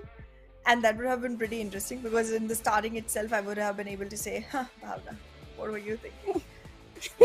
That's me being optimistic that I8 would lose that fight. But no. We don't know for sure. We'll find out in game. But yeah, let's see if your 7 becomes an 8. If it keeps, I am gonna go ahead with. Yeah, I'm gonna go ahead with what I picked earlier. It is gonna be NB Esports. But yes, Bhavna, I mean, if you keep being on the roll that you already are, by the end of today, I will still stick to 0 and you will have a 1-0 on your prediction count because it seems like you're doing pretty well so far. It's okay, it's fair. It's just your first day. You're not familiar with all these teams because me and Blotter, we have been seeing the gameplay since the previous 2 weeks. It's just your first day, so no worries. First few days, even me and Blotter, we had 0 predictions, so nothing to worry about. At the same time, it's a game of battle royale. Always, it's so unpredictable, especially the map of Sanhok is so unpredictable. The circle, there are so many factors that come into the picture, where your position is, where the opponent's position is, what resources you're having in your hands, and we all know about the snakes in the map of Sanhok. They take the advantage of the foliage, they camouflage, they become one with the nature, and something we hate the most. And with that come the question: do you like Sanhok, Ahana? I love Sanhok. It's my favorite Oh, map. It's I very hate Sanhok. controversial to say that, but like, yeah, I mean, Sanhok is my favorite map, mostly because it has a lot of snakes. And if you ever switch to the PMPL Pakistan stream, you will literally see my co-casters always mention Sanhok as a place where you find a lot of Ahanas, because Ahana is a snake who's a Slytherin. And I'm telling you, that's not true. Yeah. Okay, I hate Sanhok as a player. As a caster, I love it because it brings so much action. Exactly. It's a very fast-paced game, but as a player, it's one of the most difficult map to play, because for me, I can't be one with the nature, but these players can. And with that, the Sanhok is up on our screens. Ahana is going with NB Esports, and I'm going with Seal Esports, and the flight path is towards the northern side, but it doesn't matter because it's a 4x4 map. You can drop in, easily glide over to your favorite drop location, to your home ground. Absolutely. And I mean, on this map, my favorite circle positioning is generally northwest. So I'm happy to see that the whole island of Hath and Camp Alpha is getting covered by, the plane path. And if the circle happens to be there, good news for HV. I love the Camp Alpha circles. Even I love Camp Alpha circles, but we have not seen a single Camp Alpha circle this time. I have been asking for a Camp Alpha circle, and every single time we see either the Paradise Resort circle or towards the southern side. I don't know, this season is all about the southern circle. But talking about the teams, well, again, I8 and NB Esports going up against each other. Grenades are already coming in. Whenever it comes to Sanhok, resources always are there. You are never short on those resources, those weaponry. The loot is in abundance, and that is how NB Esports Mondo with a grenade already on a sliver of HP. Wolfies are down to 30 HP. This is not looking good for both the players. Well, there's definitely quite some fight coming in from the side of NB Esports, but I8, they are sticking together and going to capitalize the height advantage right here. High voltage in the meanwhile has been taken out completely, and look at that, I8, great angle on the side of Sky. He peaks, but gets shut down, almost. Survives a little, will need healing, and this is one thing about Paradise Resort that I do not like. This is one resort that does not abide by the medical guidelines. There's very little healing that I've seen getting picked from this map on this specific location. So generally, the fights that happen on a drop clash at Paradise Resort result in a quicker elimination than you would expect, because the healing time is just not utilized with the right amount of bandages or first aids, because of the lack of that present in the compounds. I mean, which resort does that? Not enough healing, but a lot of weapons. I mean, if I started a resort like that, I'd get shut down instantly. They'd be like, "You're not running a resort anymore, girl." Well, this week 3 is so very aggressive. Already we are witnessing so many fights. High voltage, they have been eliminated. And even the things for TRZ are not looking so very good. The numbers are not in their favor. It's only Degree and Steel Shot, Mad Cat and Mamba. They usually perform really good from the side of TRZ. They both have been eliminated, so TRZ needs to be a bit cautious. Even the resources are not there. Proper armor is not on to Steel Shot. Abrupt Slayers, yes, they are spread out. They are trying to converge the players of TRZ from all the different directions. So let's hope and see if the players of TRZ can try and defend their compound.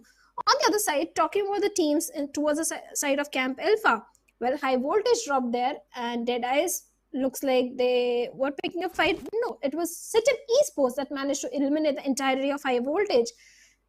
Inconsistency again coming from the side of High Voltage, but Stalwart Gaming again picking up a fight with the plus of NMDE, and looks like one player has been knocked down.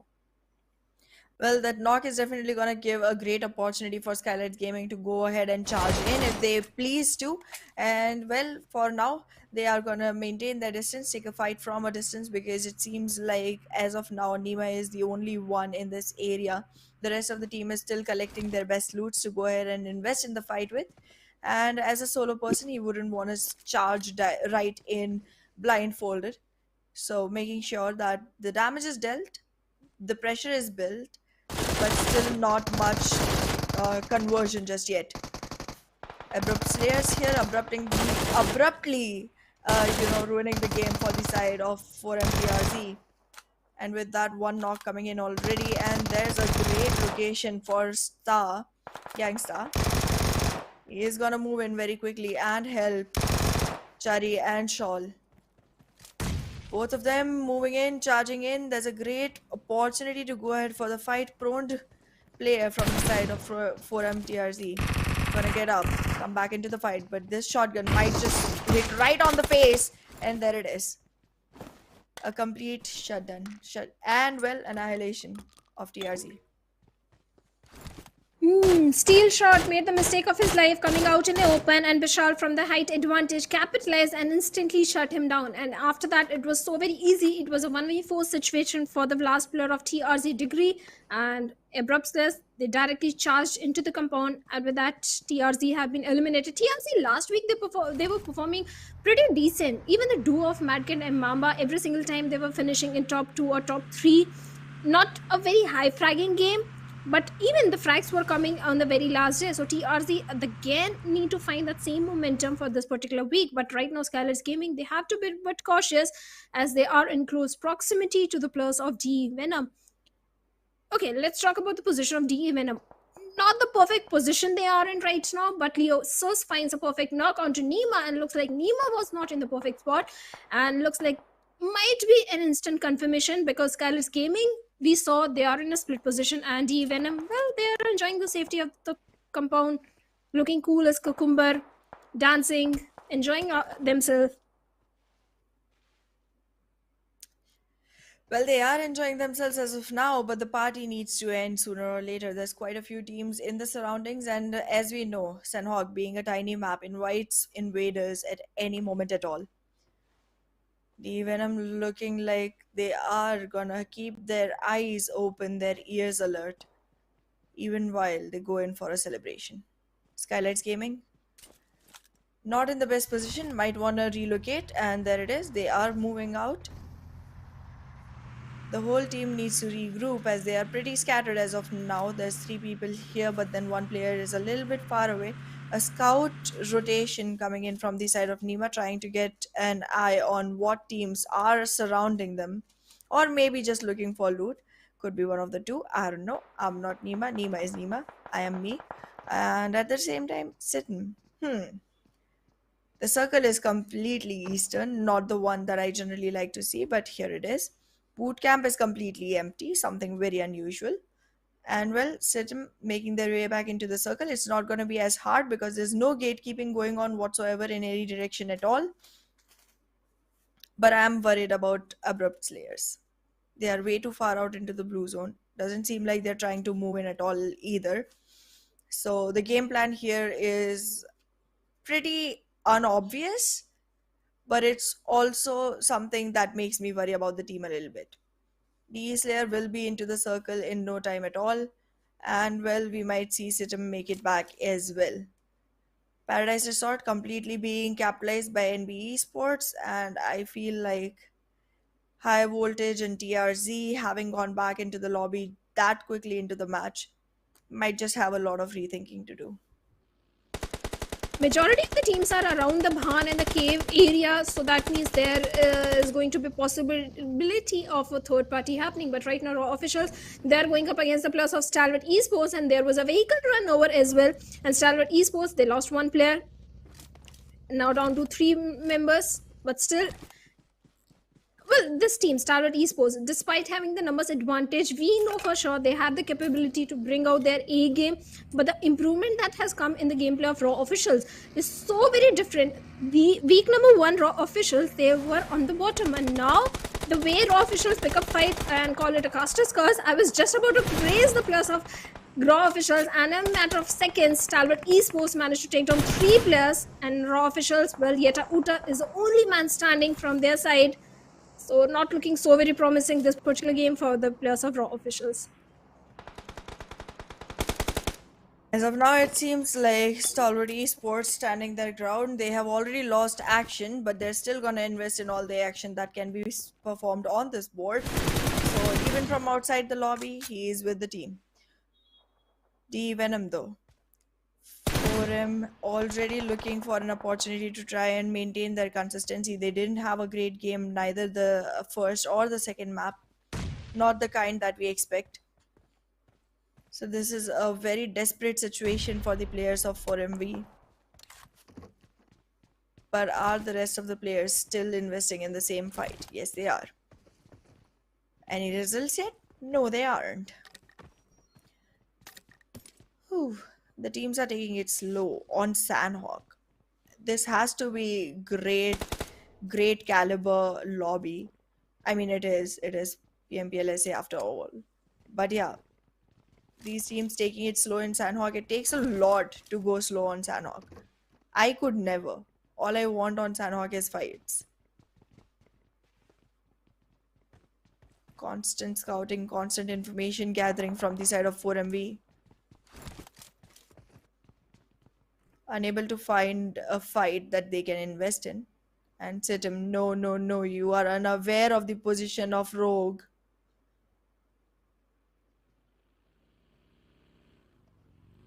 That's a little too carefree for a map like Sanhok, where you can literally find players anywhere and everywhere. Oh, there he goes, and there it is. A perfect spray coming in from the side of Rogue, shutting down Desert and making him desert the lobby as of now. Ooh, Seal. They do have all of their players on board, but the players are scattered. The entry of Situm can become more and more difficult because of Seal. But with just 2 players on board towards the area, it might get difficult. Rogue gets shut down. Fire coming in to no result at all as of now. Soulless, trying to revenge the fallen comrade. Goes in for a spray, corrects a few, and there it is. Turns it into a complete knockdown.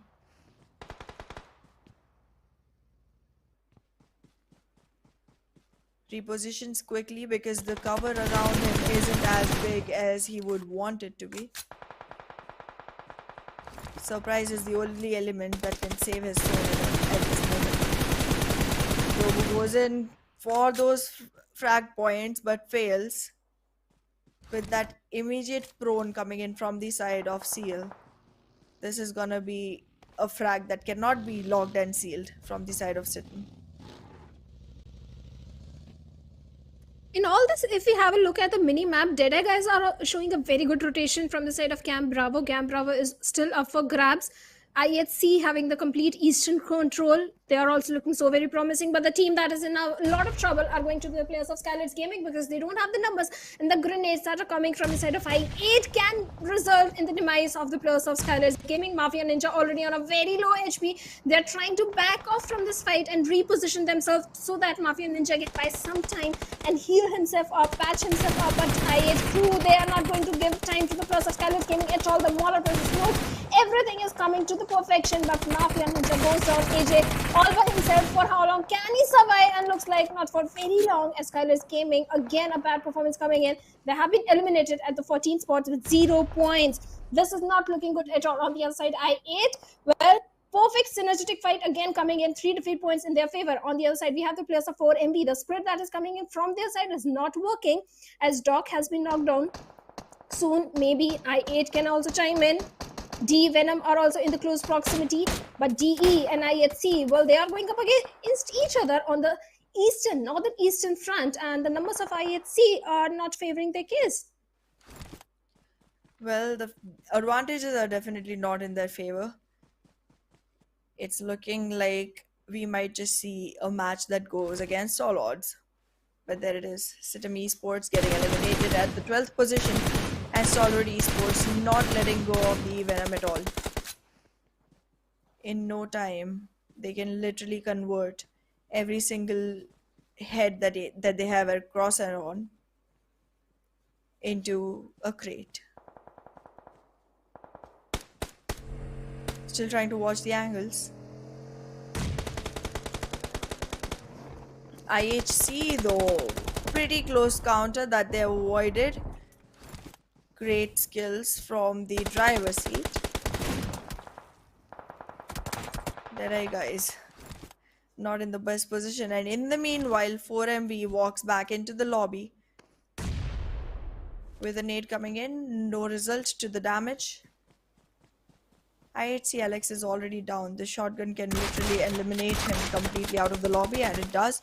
Through the smoke, there's another fight coming in while a vehicle comes in for a charge across a flank soon enough. Well, this Sanhok is looking so chaotic. From a far off angle, the players of NB Esports take down on top sir DE. They were looking so very strong onto the players of IHC, but Precious sir having an off angle. Can he bring down the numbers? Can he take down Zoel as Zoel is running out in the open? But DE, they have a job to do. They have to go for the rescue mission. And 2 players have been knocked on, and looks like Slayer sir, Precious sir, right on time, saves the day for Slayer sir. On top sir, he's also bleeding. But thankfully, IHC, they have backed down from this particular fight, but Turulov sir going for the flank angle. Then we have the players of I8. IHC, your problems are still not over. You have to deal with the wrath of the players of I8 who have the numbers advantage. But IHC, they do have a very good compound to their name. But the grenades might be so very dangerous.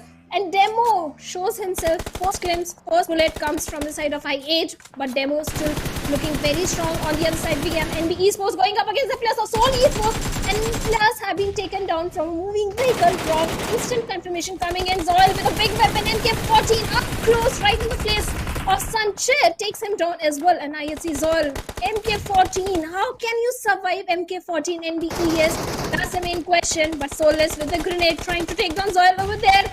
But the perfect projectile is going to be showcased, and Demo goes down. With that, IHC Esports coming into the process of so many teams have been eliminated at the 10th spot. Well. All that's left right now on board is 9 teams to go with. I8 confined in a single compound against Seal, who is also confined in a single compound. A very close positioning for these teams, but both are literally at the center of the circle as of now. Advantages can be captured, advantages can be built, opportunities can be formed, and that's exactly how they will be able to capitalize the whole compound to themselves. Did go ahead, get a knock on a player of Seal. Seal left with only 1 man standing at the moment. Whoa. Okay, I have no words. That was great spray from the side of Alpha 49.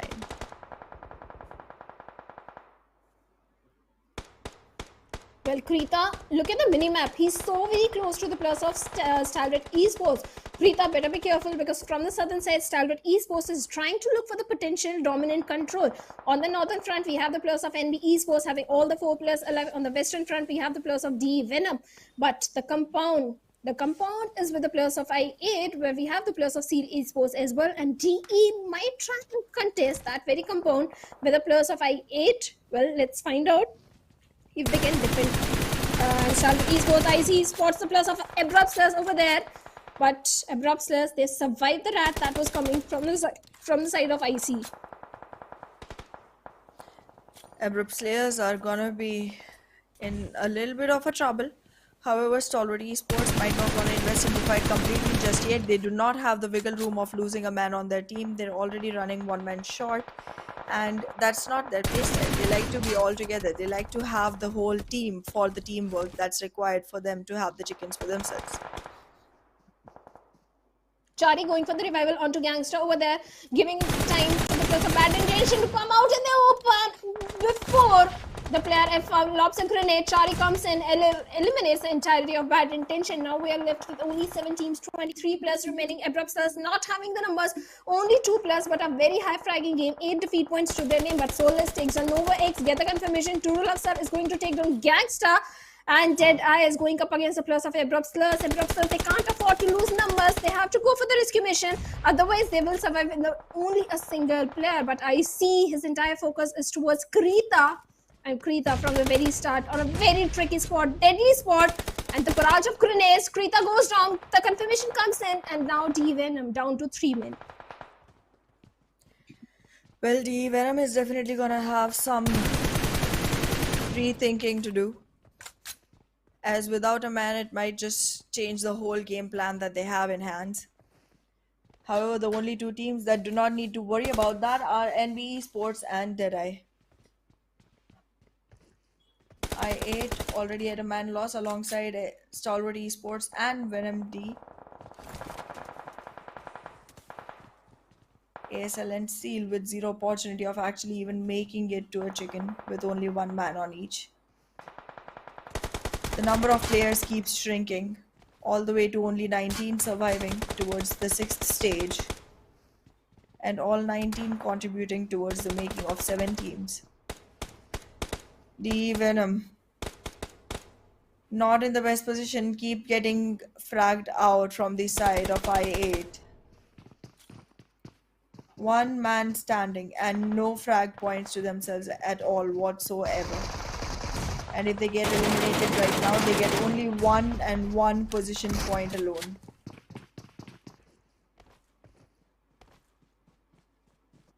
And with that, Seal Esports have been eliminated. They would manage to take down 2+ from the side of DE. The MK14 supremacy was definitely there, but not for very long. The confirmation was not made before the second player of DE came and saved the day for his teammates. The numbers advantage is definitely to the players of DE. Turula start finding Chari over there. Chari has to come out in the open, otherwise he'll go down by the play zone. He's going for the heal battle. I don't know how many healings does he have, but Turula sir is keeping a close eye onto him, and looks like Chari is not going to come out in the open. Now Turula is going to shift his focus towards the side of Whoopies, who is sharing the same adjacent compound. On the other side, we have Fistboy with a headshot, takes down rally of Venom DE, and Venom DE with 0 points to the name have been eliminated at the 6th spot. Now we have 5 teams, 13 players remaining. Deadeyes, they are looking so very promising and so strong. They're back again in the action, and NB Esports, they are coming under the heavy fire of Turula sir. They are finding knobs to trade everywhere, and NB Esports, they are down to only 2 players. What can they do in this situation? They don't have the circle. Fistboy down to 20 HP, and Sek, he can't do anything. Fistboy has been eliminated, and Sek, well, still hiding and hoping that he can survive a little bit longer, but he's going to find a knock onto the player of Stalwart Esports. But Deadeye guys, they are going to bring a stop to him. With that, we have 4 teams, 9 players remaining. The numbers advantage is with the players of Deadeyes. Deadeyes, they are out of the dungeon and they are raining death and destruction everywhere. Look at the amount of finishes they are having. That's quite a big amount. That's quite a big amount of frag points. Nonetheless, the only team with 2 points for themselves, and look at the percentage winning chance of them. It just keeps getting higher and higher, and well, look at that. There's a struggle for Stalwart Esports. Already a knocked player, and then 2 men surviving for the sake of the team. How long can they do it? And well, there it is. The moment I finish the sentence, Deadeye goes ahead and finishes Stalwart Esports completely. There it is. The winner chicken dinner for Deadeye Esports looked really strong since the beginning, had a domination, and went on a spree of frags and eliminated every single head that was in their way. DE, well, they got a chicken dinner in the very first week in the map of Sanhok. On the 3rd day with 10 finishes, they are repeating the history. This time again, the nomination is there, 13 elimination. They were the unstoppable force in this particular game, 2235 damage, and in the overall ranking, they are sitting on the 9th spot. I really hope they keep up this consistency in the remaining games, because DE from the Nepal region is one of the teams from which I personally have very high hopes. I've seen their gameplay. I've seen the gameplay in the past, and this team can do a lot better. They have the skills, and so very impressed with the performance in this one.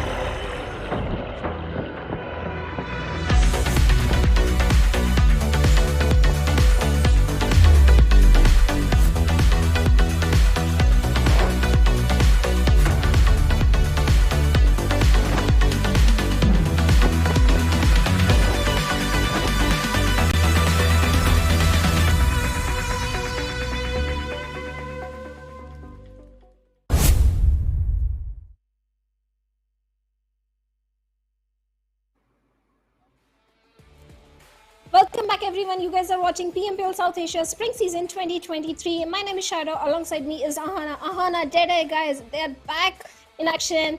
First week they got a chicken dinner with 10 finishes. This time they're getting with 13 finishes. Deadeye guys, they have the capability, they have the skills, and looks like Nepali region is all up and set to dominate in week number 3. What do you have to say? Well, it seems like we might be seeing more of these guys actually go ahead and capitalize on a second chicken, because now that the variety of maps has already ended, I am having more and more expectations from the teams that have already gone ahead and secured themselves chicken in the previous ones. So yeah, I'm looking forward to a repeated pattern coming in. But yeah, for this one, On Top Sir definitely did a great game. Antop sir is a most experienced player and a very veteran player from the Nepal region. I've seen him in the past, this time again being the MVP. Last time, yes, in the previous week, he was the MVP, this time with 5 elimination, 592 damage, 4 assists, 284 healings done. Perfect rotations were coming in. The way Deadeye guys were putting up the fight with multiple teams. Even the players of NB Esports were coming under heavy fire from their side. They were able to take the control of the very compound which the players of IH were having. Kudos to the players of DE, the way they had showcased tremendous improvement in the gameplay and fantastic game in this particular one. Well, absolutely, but here are the top players of the day of this specific map. I mean, a great gameplay coming in from all of these guys, all the way from 5 eliminations from the side of On Top Sir, who was also the MVP nonetheless. Bad Intentions could not make it as far, but they did have 4 eliminations for themselves. Abrupt Slayers, again, Chari giving his best for the team, and Illuminate crew had Viper stepping up in the occasion for the team. And in the match summary, we have Deadeyes On Top Sir with highest elimination. Then we have Alpha 49 with highest damage, that is going to be 679. Slayer Sir with the highest assist, 5 assists. Highest healing done is going to be from the side of Abrupt Slayers Chari with 618 healings done. But this time, Turulov Sir also, the way this guy was getting information onto the opponents and delivering and getting the knocks, bringing the opening for the team. Turulov Sir also, this guy has clutched. Hana, I have to tell you, from the side of Deadeye guys, yeah. Turulov Sir has clutched so many times. But in the match ranking, we have DE on the top with 23 points. Abrupt Slayers, a fantastic comeback coming from their side as well, sitting on the second spot with 14 points. But on the bottom, we have again Stalwart Gaming. This is so very disappointing. I expect big things from this team. A+C Esports with 0 points. TRZ, this day is not running good so far for the players of TRZ with just a single point to their name. Leo Esports, again, single point to their name. Venom DE, 2 points. Yes, they are focusing on the placement points, but elimination point, this is their strength. The elimination points are their strength. They have to go for the aggressive stance. Absolutely. However, let's take a look at the overall ranking so that we know where each team is standing on the leaderboard over the whole week, which has just started. So 3 matches for some and 2 for some. But yeah, there it is. Stalwart Esports at the top, right above Deadeye guys, who just made their capitalization. But look at the number difference. Like, it's an 11-point difference between Stalwart and Deadeyes, and then it's another 14-point difference between Deadeyes and NB. It just seems like the number difference that is coming in from the first page definitely makes it harder and harder for the second page to actually try and make their way back in, because this is literally filled with single-digit totals. TRZ again on the bottom with single point to the name. Stalwart Gaming, so far no improvement, single point in their hands. IHC also, Venom DE, these are the teams I don't want to see in the bottom or on the second page. But on the schedule, we have Miramar again coming in, where Group B will be sitting out. That means Stalwart Esports, Deadeye guys, Raw Officials, and Abrupt Slayers are sitting this one out. And again, the dreaded question, Ahana, which team are you going to pick? Miramar is going to be difficult when Stalwart is not playing, because I was going to go with that. But I'll just pick High Voltage this time. Okay, Ahana being the optimistic one, I really want High Voltage to come back and showcase a very good performance, because the previous week was not working in their favor. This day so far is not working in their favor. But I'll go with NB Esports, because last time they missed it. I am very sure they are looking for it this time. Well, we'll see.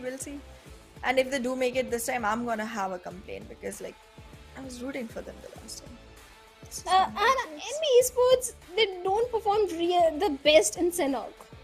Miramar is their most aggressive map. And talking about NB Esports, yes, week number 1, this team showcased a very dominating performance. They were the one with the most frags in their favor, most elimination in their favor. But suddenly, NB Esports, they faced a little downfall, but now they have started doing a comeback. Not a comeback, because NB Esports in the overall standings, they were at the decent spot. Still, the way they showcased the performance in week number 1, we expect big things. The way they delivered in the previous Miramar, very high fragging games, this is something we expect from the players of NB Esports. Absolutely. Well, we will see if they are able to deliver it or if they will just fall short in front of my prediction. But in any case, we'll walk into the game. And I mean, I absolutely feel like your stats are definitely in your favor. They give you the best results. And I am a person who goes with the gut mostly.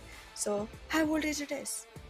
Always go with the gut. Always go with the gut, because stats have failed me in the past so many times. Now I have stopped going with the stats, because I don't even look at the stats. So NB Esports, just on the basis of the performance they showcased in the previous Miramar, I think maybe they can replicate the same performance this time again.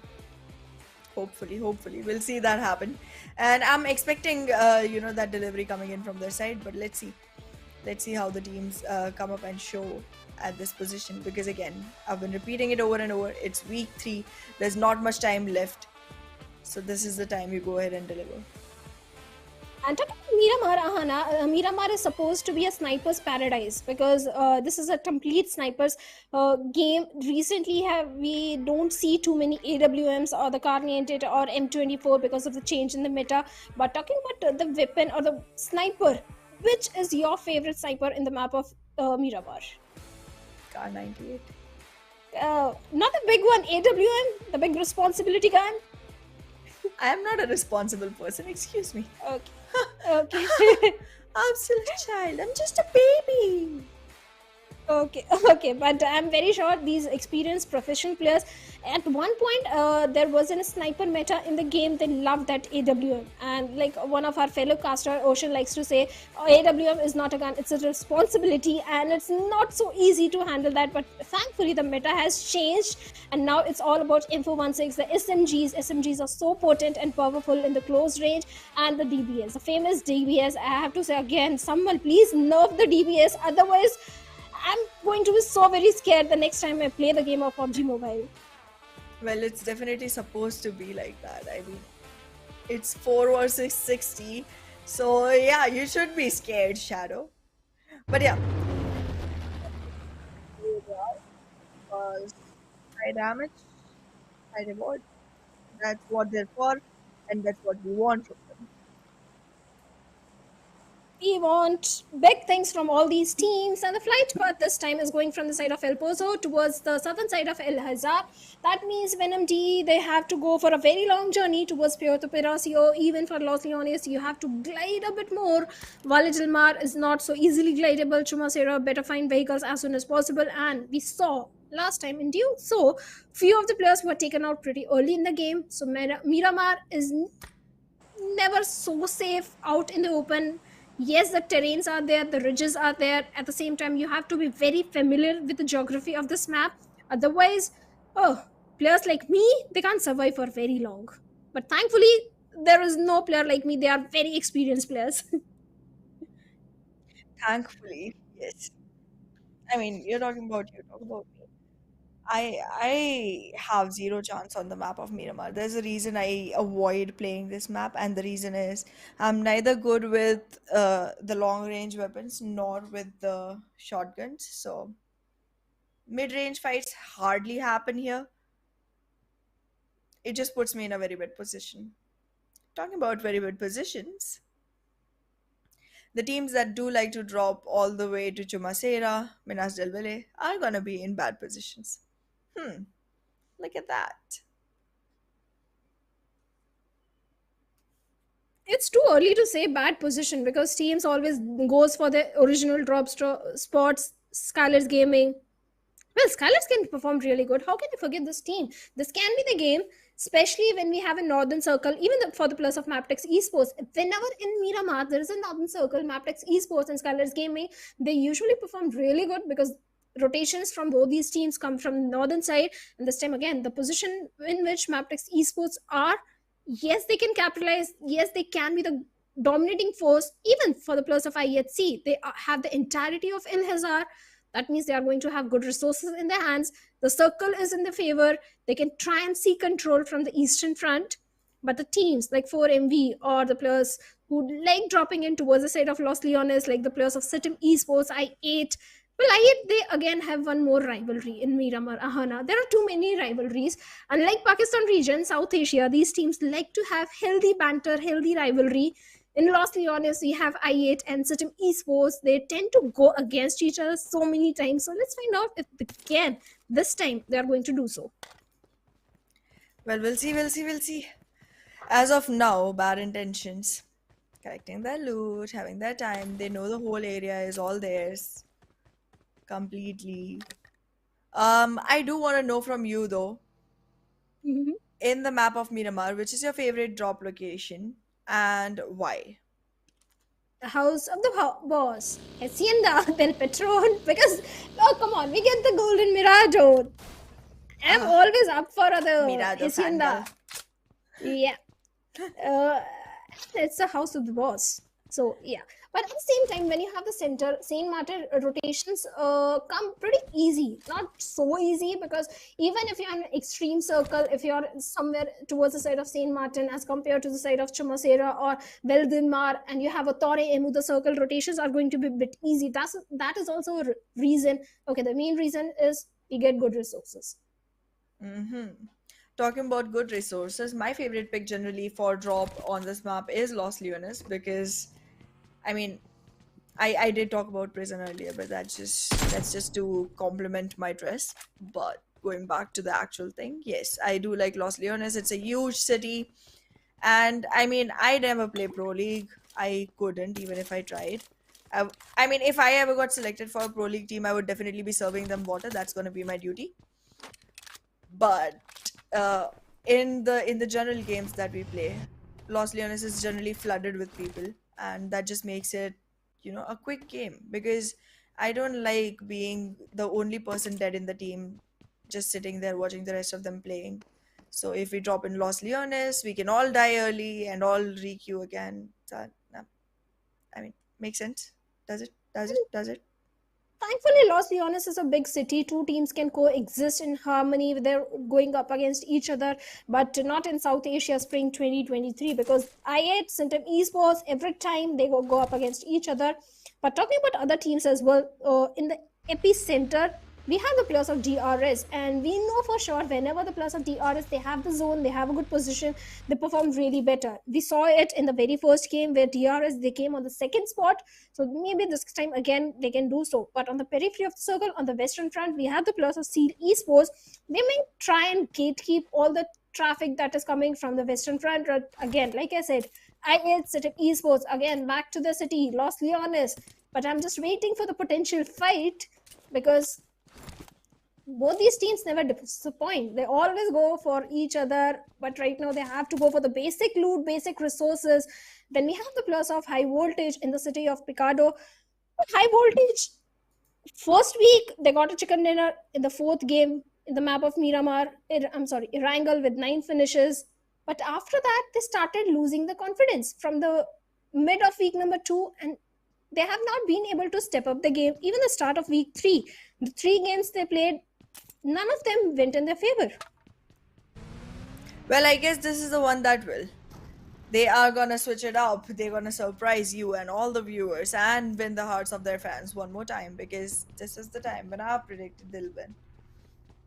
Not like any of my predictions have gone right so far, though. But in any case, talking about MABETEX, I'll just switch the topic before I get too far and deep. They're in a pretty city. They can take their time. They can go ahead, make sure they have the best possible opportunities. It just feels like on a map like Miramar, our teams just take their sweet time to try and figure out what they want to do, and the amount of time they're taking this time just makes me feel like the strategies are going to be out of the box completely, and once the cat is out of the bag, it is going to be a real fiasco that we might just witness. Because come on, look at this, the first stage is closing in already, and we have not even the first blood, let alone a team elimination. Makes sense because it's Miramar, but then doesn't make sense because it's Pro League. Miramar is supposed to be a slow paced map, so that's why we are seeing a dull moment. And but then I'd like to ask you, since you are so familiar with the Pakistani teams, what change do you notice right now? Since Pakistan is supposed to be a very aggressive region, what Yes. change are you seeing in Pakistan region and South Asia region? Well, that's quite a difference, and I'm very happy you brought up this question because here's the thing: Pakistan region is generally aggressive no matter what map. We do see quite a few fights begin in this early phases as itself, and towards the last circles, there's fewer teams left, and that is when the wait game starts. However, there's no long waits, anyways, for the fights to begin. But in the meanwhile, if you talk about SA region, there's quite some cold play going on during the beginning, and I'm not talking about the band. I'm talking about the way the game starts off, and going towards the last circles, it keeps on becoming, more and more patient. While I was not expecting that, I mean, even in a map like Sanhok, even when we had 7 teams remaining towards the tiny little circle, we still did not see as many fights aggress at the same time as you would in the Pakistani region. They're just those games last way less longer than these. They are just way too faster towards the pace. It's only if you have like a 1v1 in the last circle when you would see a dead air where there's literally nothing happening and everyone is just waiting for the right time to peek out. But yeah, there's more thought going in here because I feel like when you go to a place where the regions have shifted, the whole meta changes because there's multiple regions coming in, multiple types of gameplays coming in, and the mindset of the other region is a little bit harder for a person to find out. So there's more time that you need to read the team and strategize accordingly. So I feel like that definitely puts in a very challenging place for the teams to actually go ahead and capitalize in a place where regions merge. And I feel like that gives a great opportunity of learning as well to all these teams. So no matter what position they're holding, they're definitely improving their gameplay quite a bit. Hmm. But talking about SA region, well, we have IHC might go up against for the plus of DRS because both are looking to take the control of the same compound. And let's see, Demo trying to find an opening with a grenade. And DRS a players. This grenade can be so very deadly for the players of DRS, especially Delta. But Demo is going to miss the perfect projectile, and the cavalry reinforcement are there to help Demo in this situation. Demo might go for the flank angle. Godless, he is a god player from the side of IHC. The grenades are coming in, the molotovs are coming in, but there is no opening that has been created. On the other side of the map, we have T today going up against the players of high voltage. And Killer YTT right now in front of us goes down. I can see Demo having a perfect angle onto him, and Zoil with the Molotov takes down Delta over there. So TRS not having the numbers advantage, only 2 players. It's a 2v4 situation as Alex goes and chimes in along with his teammate, takes rolls down over there, and TRS with only a single player Gyante. What can he do in this situation? He's hiding, but then no one knows exactly where he is with a free fire. Domo is going to come along with his teammate, bring down the entirety of DRS Gaming, decimate the DRS Gaming at 16th position with no points at all. But IHC, a very good start, 4 defeat points already in their favor, but they have to be a bit cautious as in the mini map, I can see some team lurking nearby. Well, that lurk is definitely going to get in the way a little. But let's see how far they can conceal their position. Because once you give away the position, that's like giving all of your strat plans away. It's like just shouting out your schemes at the top of your lungs. Concealing your position is definitely going to be something that you have to be very, very careful of. But in the same time, okay, I don't feel like pointing this out as much because I'm not sure if that's the truth, but it feels like TRMZ is unaware of the presence of the venom around them. It feels like your prediction might just be a very good one as of this match because NB Esports does have a great position for themselves. They won't be facing as much trouble trying to walk back in if the circle were to shrink against their favor as well. But the crowd is definitely increasing and the real estate is gonna be falling short very quickly. I'm a little worried about Illuminate because it just feels like I am not seeing them coming the right way. They are all the way outside the zone. They're taking a much longer rotation, obviously with a plan in hand, but that's just the kind of damage that will make you utilize a lot of your medkits already early on in the game and might just not leave you with enough utility to be able to reheal yourself once you're into the actual fights that are going to pick you off. That's not only damage taken, that's also frag points given to another team, and that's just something that you need to be very very wary of when these points collectively actually make changes in the standings that you hold in this game. Actually, I disagree. NB Esports, they have to face all the teams that are coming from the western side, and they might have to go for too many fights. On the other side, MABETEX Esports and Stalwart Gaming coming from northern front, they have a good position. IHC, they do have a very good position in this particular circle. So these three teams are the ones I am eyeing on. But right now, T2K, they are going up against the person of City Esports, sitting on the low ground, and the blue is also catching up. Both these teams, they have to prioritize the rotation at this point. Otherwise, well, they both will be at the mercy of the blue, and it won't go well in their favor. But Sandesh has no idea about the position of the players of high voltage. All the 4 vehicles are ready, but 4MV Dog comes into the process of QB with an UMP 45. I don't think it's the best range to use that weapon. 4MV Dog is going to survive, but Sanhok has been brought down to 10 HP. Certain Esports fighting from the blue, but we have Elementrix also going up against the players of Seal. And looks like Solus has been taken down. Rock is going for the confirmation. Astra bleeding, and Orangey has also been taken down by Arrow over there. Arrow went a little too aggressive from the backlines. Incus is going to come in with the big weapon AUG and take him down. Sanchir, he knows he can't do anything in this situation and have to come with the mature decision to leave the fallen teammates to lead to death. But Sanchir, having the upper ground, not going to come so very handy, as Incus with AUG is going to bring him down as well. And see Esports well down to only single player, that is going to be Rogue. Well, Elementrix Esports is also going to be in quite some trouble. 2 men already lost. There's not much on their boards to go for.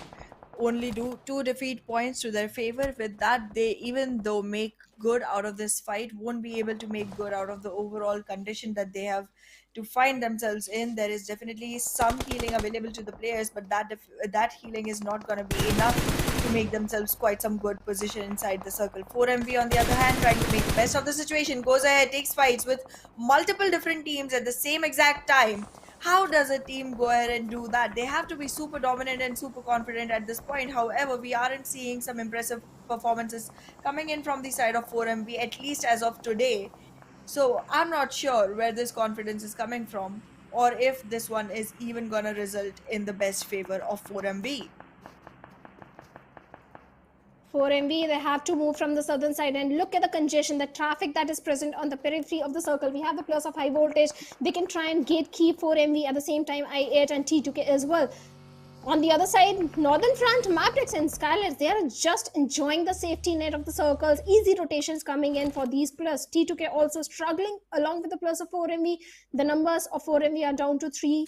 D Venom, good position to these particular players, but right now we have the players of NB Esports up close to Mr. Smokey. Look at the position of Mr. Smokey, not in a very good position, but he's going to bring down not just one, 2 players of NB Esports. NB Esports had no idea Mr. Smokey is happening, and Liquid with that buggy is trying to go for the flank angle. Yes, Mr. Smokey has been taken down, but his teammate is there to help him out, and Liquid, well, what can he do? NB Esports, they were not expecting Mr. Smokey at all. Liquid is right in the crosshairs for Akaza, and well, there he goes with the shots. All right on point, resulting into a complete annihilation for him, but Leo will have backup coming in. Haitami already on his work. Exactly what's expected, and there he goes. The revival is not going to be possible at all. NB Esports now falling on the back foot, taking quite a lot of damage. Not looking like the team that can actually win this one. There he comes. 2 people, both on literally negligible HP. Getting back into the fight. The vehicle is going to provide some cover, but how long? How long? Oh no, he comes out of the cover and actually capitalizes, shuts down the other player, and now Leo versus Esports go down to a 1v1, resulting in complete elimination of Leo. This did not seem possible at all, but it happened, and we saw it. And this is what you call an impressive gameplay. But now NB Esports, yes, they have managed to turn the tables. They have to go for the rescue mission, the revival onto the fallen teammates. But now again, we have high voltage. Yes, they do have a compound. Look at the position of East. He's so very close to the players of T2K. Jane with the Scarrel. East with an M416. But play zone won't bring the happiness to the players of NB Esports. They are going down. But Red also goes down through East over there. And 4MV. Where is the backup? Where is the cavalry? Because East all by himself is going for the compound. East doesn't know that the players of high voltage is already having an occupancy over there. Now Jane might go for the rescue mission. Well, East being the lone man survival did fall out of cover and got shot down by high voltage. How high voltage performing way better than what was expected of them at the beginning of the match, and I guess we might just see this team stepping up to the occasion and actually going ahead for the chicken that they've been waiting for in a while. That performance might just go ahead and accelerate itself all the way, like the Golden Mirado does on the map of Miramar. In the same time, however, T2K losing members left and right with one and only one man surviving on all fours. We might see this team actually either do some miraculous clutches and make themselves way out, or just fall short of every ability and just die to the time. The positioning for T2K is not looking the best. The only sole survivor is way far away from the rest of the team, won't be able to make his way back. However, the later it gets to find his position, the more chances they have at earning more position points for the team. IHC on the other hand, trying to look left and right everywhere, trying to spot the player. They do, and well, connections are not getting made just yet. That van is coming in, getting out of the van, trying to get some cover, but there it is, a burst of vehicle happening. Not gonna result in much damage still though, because a fallback coming in from the side of Sandesh is gonna save him from the radius of the vehicle damage. Still looks like he has some fight left in him. It's not gonna be the end. Not for Sandesh, not for T2K. Smoke cover being deployed is gonna find some angles to try and take a few frag points. I in this position would have been so scared to even peek, but there he goes. There's the confidence that they're bringing to the table, and at the same time, MABETEX Esports annihilating Illuminate to the core, making sure that there's no breathing room available for the team. MABETEX Esports challenging the compound of the players of I8, and I8 not looking good. DRS Gaming also doing a perfect third party as they take down PSA in this situation. And Valley with a grenade is looking for some opening, but Boof is all by himself. What can he do? He takes on few players, find few trades, but before getting the confirmation, Valley is going to eliminate him. Now I8 has been eliminated. MABETEX Esports, they can go for the rescue mission, but 7 teams, 22 players remaining. IHC, they are being absolute demon with 6 elimination of their own. TRZ on the low ground. Can they fight with the players of TRZ? But look at the position of Mad Cat. He's going for the flank angle, which Demo and Zoil are not expecting at all. But Mad Cat, with that spray, he's going to give away his position. At the same time, the leverage, the upper hand they had on the players of IHC. But now DRZ, they are at the mercy of the blue. They have to move in. They have to reposition. Otherwise, this circle is going to dish out a lot of damage. With that buggy up close to Zoel, Mancat give the distraction, but that is not going to be enough. Godless has been taken down, but Demo being the aggressive force in this one, trying to take down Degree as his teammates are falling down. Well, currently it seems like we might just see a lot of trouble just rain in from the side of IHC onto the opponent team. There they go, trying to create as much possibility as possible for the side of IHC to actually go ahead and capitalize on this, but there it won't result in the way that they wanted. IHC gets shut down completely with 6 elimination points, heads back to the lobby on the 7th position.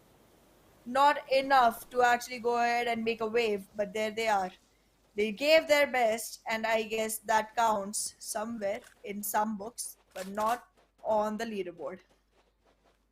4M gonna make sure that they have the best of the opportunity. It was a tough fight. They did their best, and well, the positions keep on getting worse and worse. All these players trying to make the best of the situation. Just trying to release all of their horses at the same time. MABETEX Esports in a very good position right now, having shots that can be taken from the third party position onto DE Venom, while HV collects their own fair share of the cake. And Krita has been taken down. MABETEX Esports showing on their doorsteps. DE, Venom, they are not prepared for this fight. And Krita, there is no time to go for the revival. Domi, can he take down the players of MABETEX Esports? Can he do some damage? But no is the answer. Perfect crossfire coming. And yes, he takes down Valley. Gets a confirmation as well. Gets a second one as well. Can he get the third knock onto the players of MABETEX Esports? MABETEX Esports, but no. Well, valiant efforts from the side of Domi. Solo survivor. He was able to bring down the numbers of MABETEX Esports. A very good fight. And all this commotion was heard by the players of High Voltage. Now they are chiming in, closing in distance towards the side of MABETEX. And MABETEX, well, they are not prepared. We are left with only 4 teams, 14 players remaining. Stalwart Gaming with a 2v2 split, having the complete control from the northern side. But they have to be a bit cautious from the players of TRZ coming from the western front. Well, the positioning here is definitely going to be a very, very tricky thing. TR7 has a great height advantage as long as the hill stays inside the circle. However, they're going to be easy to spot for the side of Stalwart Gaming. MABETEX Esports have a great compound to their favor. While talking about High Voltage, as of now, they're just running savage, trying to find as many frags as possible before the circle starts closing in. Because once it all gets crowded, it's going to be very unsure where the bullet is coming from. The third parties will get having more and more probability of happening. And that will just result in a much tighter situation. So you would want to create as much man count advantage as you can for your team at this point. Ooh, look at the position of the 2 players of Stalwart Gaming. They are all only 2 players and TRZ is slowly creeping towards them. This is not looking so very promising. Steel shot with a grenade, trying to check if the angle is clear. Can he go for the flank angle? And at the same time, Stalwart Gaming, now they are aware of the position of the players of TRZ. Steel shot also getting few shots in his direction. He can't go out in the open, but AJ is watching that flank angle. It's going to be a 1v1 fight. M416 in the hands of Steel shot. His helmet has taken a lot of damage. All he has is the vest to rely on and a perfect spray. Well, the sprays might very well be on point, but who shoots first is going to be the question, because both of these players definitely have quite a lot of artillery that can happen them. As of now, TRZ and Stalwart Gaming taking it slow, taking it all the way from the top, one step at a time. All they need to do to survive is breathe right.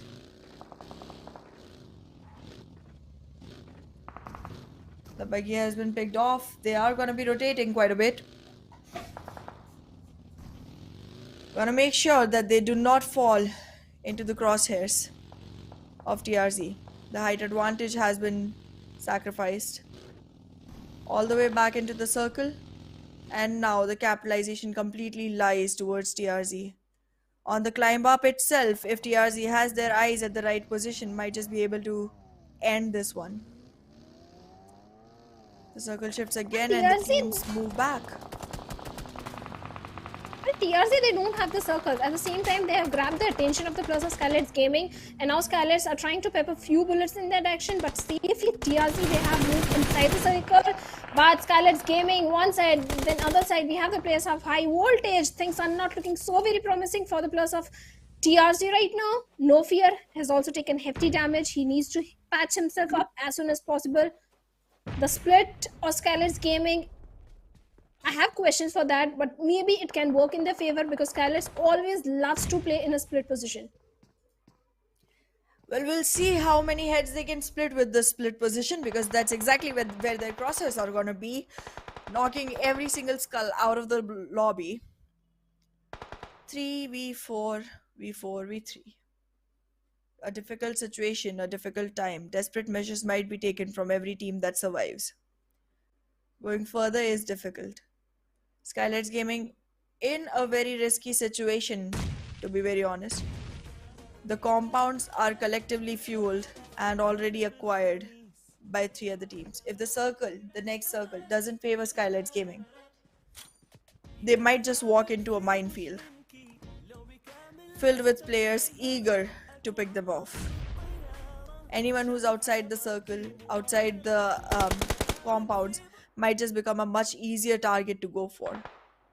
Once the push comes to shove, Skylights will have to move. As of now, it seems like out of all the compounds, the one that survives inside the circle is gonna be the one that TRZ has. The tricky situation here is high voltage and MABETEX. They will have to leave that compound soon enough. And when they do, they might fight with each other. And when they do, they will get third partied. The punishment is completely ready to be served from the side of Skylights Gaming. They are gonna be absorbing the role of judge and jury where it comes to moving back into the circle for the side of MABETEX and high voltage. The one with more numbers on the board will make it into the circle and into the fight. The team that is going to reap the maximum benefit out of the situation is going to be the players of Skylights Gaming, as remaining three teams are going to go up against each other, and it is a battle of grenades and molotovs. But Baron, perfect grenade comes in, takes on Praveen over there. They know exactly where Jiggle is, but Jiggle takes on one player and he also gets traded down. Malik at the mercy of the blue and goes down with that high voltage. Not looking good. They have been eliminated after a valiant effort. MABETEX Esports, they have some breathing room. They can go for the risky mission onto the fallen teammate. TRZ having the numbers advantage. Skylight is being so very cautious and careful and silent in this situation. They're letting the remaining teams fight amongst each other. They have the position. This is their game to lose. But TRZ, well, they takes on Leon. Perfect grenade comes from Mamba. Baron also on a very sliver of HP. Kese out there in the open. The smokes are down to deny vision to the plus of TRZ. At the same time, MABETEX Esports, how they are going to fight the spores of TRZ. Well, it's definitely going to be a very, very difficult situation. But once the fight initiates, now that we have only 3 teams left, we might see quite some shots coming in. Oh, he's not aware of the position of Degree, and then Degree will do the 3rd degree damage onto him. Walking into the molly, it's gonna be a shutdown coming in for the side of MABETEX. They are gonna be taken off the charts, and now it's all TBZ and Skylights Gaming. Man count advantage, height advantage, everything is falling in the favor of Skylight Gaming. They're going to be using a molly. They're going to be using all the throwables they have to try and make sure that the area is cleared out, while one of their teammates just goes ahead to take a head-on fight. Ooh, Steel Shot is going to get the first shot, but still the HP is not going to be the best on his aim for, but there it goes. The flag comes in for the side of Skylights Gaming, making sure that their name is written in the biggest lights over the sky across it, with a winner chicken dinner right next to their names. Skylights Gaming, from the very start, they had the best position, 7 elimination to their name, 1873 damage, and now they have climbed up the ladder and sitting on the 6th spot in the overall ranking. A very aggressive gameplay coming from the players of Skylights Gaming.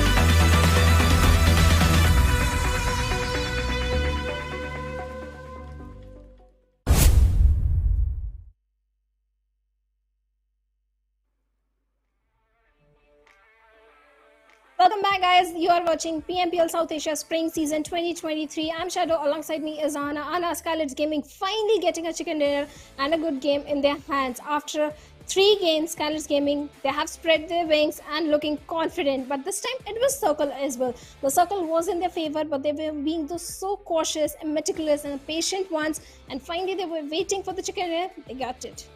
Absolutely, and well, today is going to be a feast nonetheless because it's been a while since they got one. So they're going to share and care and then come up with more because I don't think 2 leg pieces are enough for 4 people. So one more, please.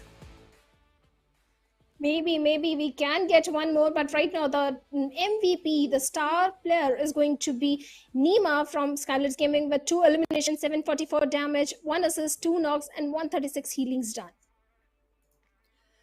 Well, that's quite a good number of damage, but the number of eliminations definitely fails him. But I feel like the rest of the team definitely capitalized on all the damage that was dealt from the side of Stalwart Gaming, and the teamwork, coherently did make sure that they had the chicken. So, what else does matter though?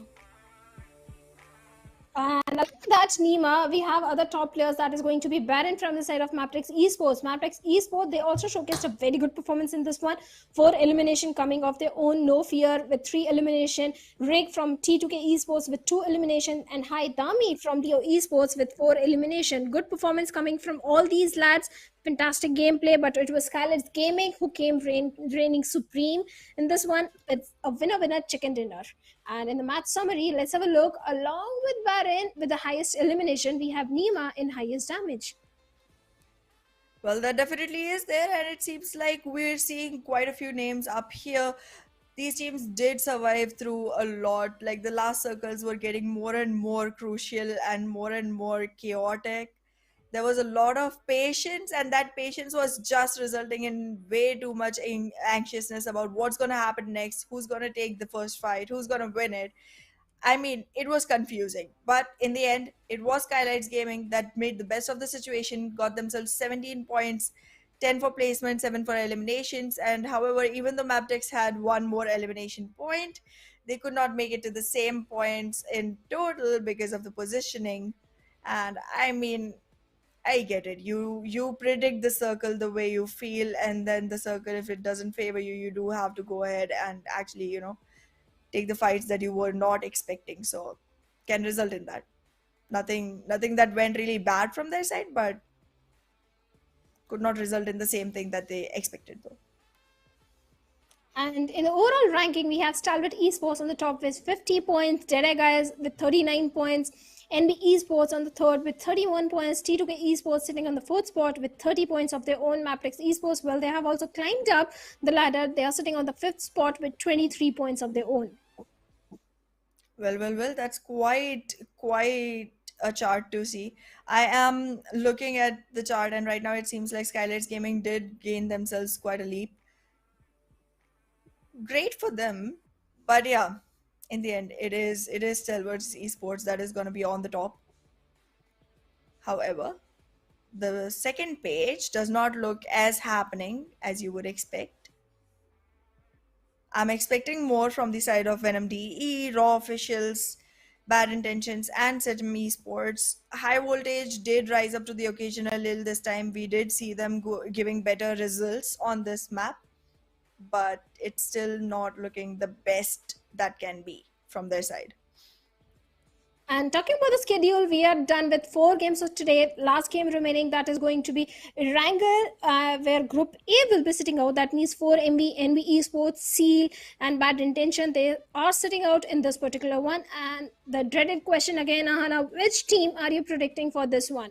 I am picking Stalwart Esports for this one because the last time as well, they did come very close to taking the Erangel chicken, and I feel like this time they might just want to seize the occasion and make sure that all 4 of their players do get the leg piece out of that chicken. Interesting pick because Stalwart Esports definitely performed really good in all the maps. Oh, okay, let's be honest, Stalwart performs really good in all 3 maps. I'll go with T2K again. I want a double chicken dinner. Same with me, but it's just a different team. But like, yeah. In some way, we are the same, but we're not the same. Okay, yes, but at the same time, I think IHC they also have a very high probability of delivering a very good game because last Miramar IHC they did have a good position, they were showcasing good performance, but they were taken out pretty early in the game because rotation from that particular area were not so easy. That is where, and the same time, Blue was also catching up to them. But IHC, yes, they can perform because every single day IHC and Leo Esports they deliver one good performance, so maybe there is a possibility of IHC also showcasing a good performance in this one. But unfortunately, 4MV, they don't have any more games left for themselves, and this entire day was not in the favor of 4MV. Absolutely. And I mean, I was expecting much more from the team in the starting itself. I did say that I'm just going to pick the safe bets and always go for 4MV when it comes to predictions. And we had to talk about it off stream as well earlier.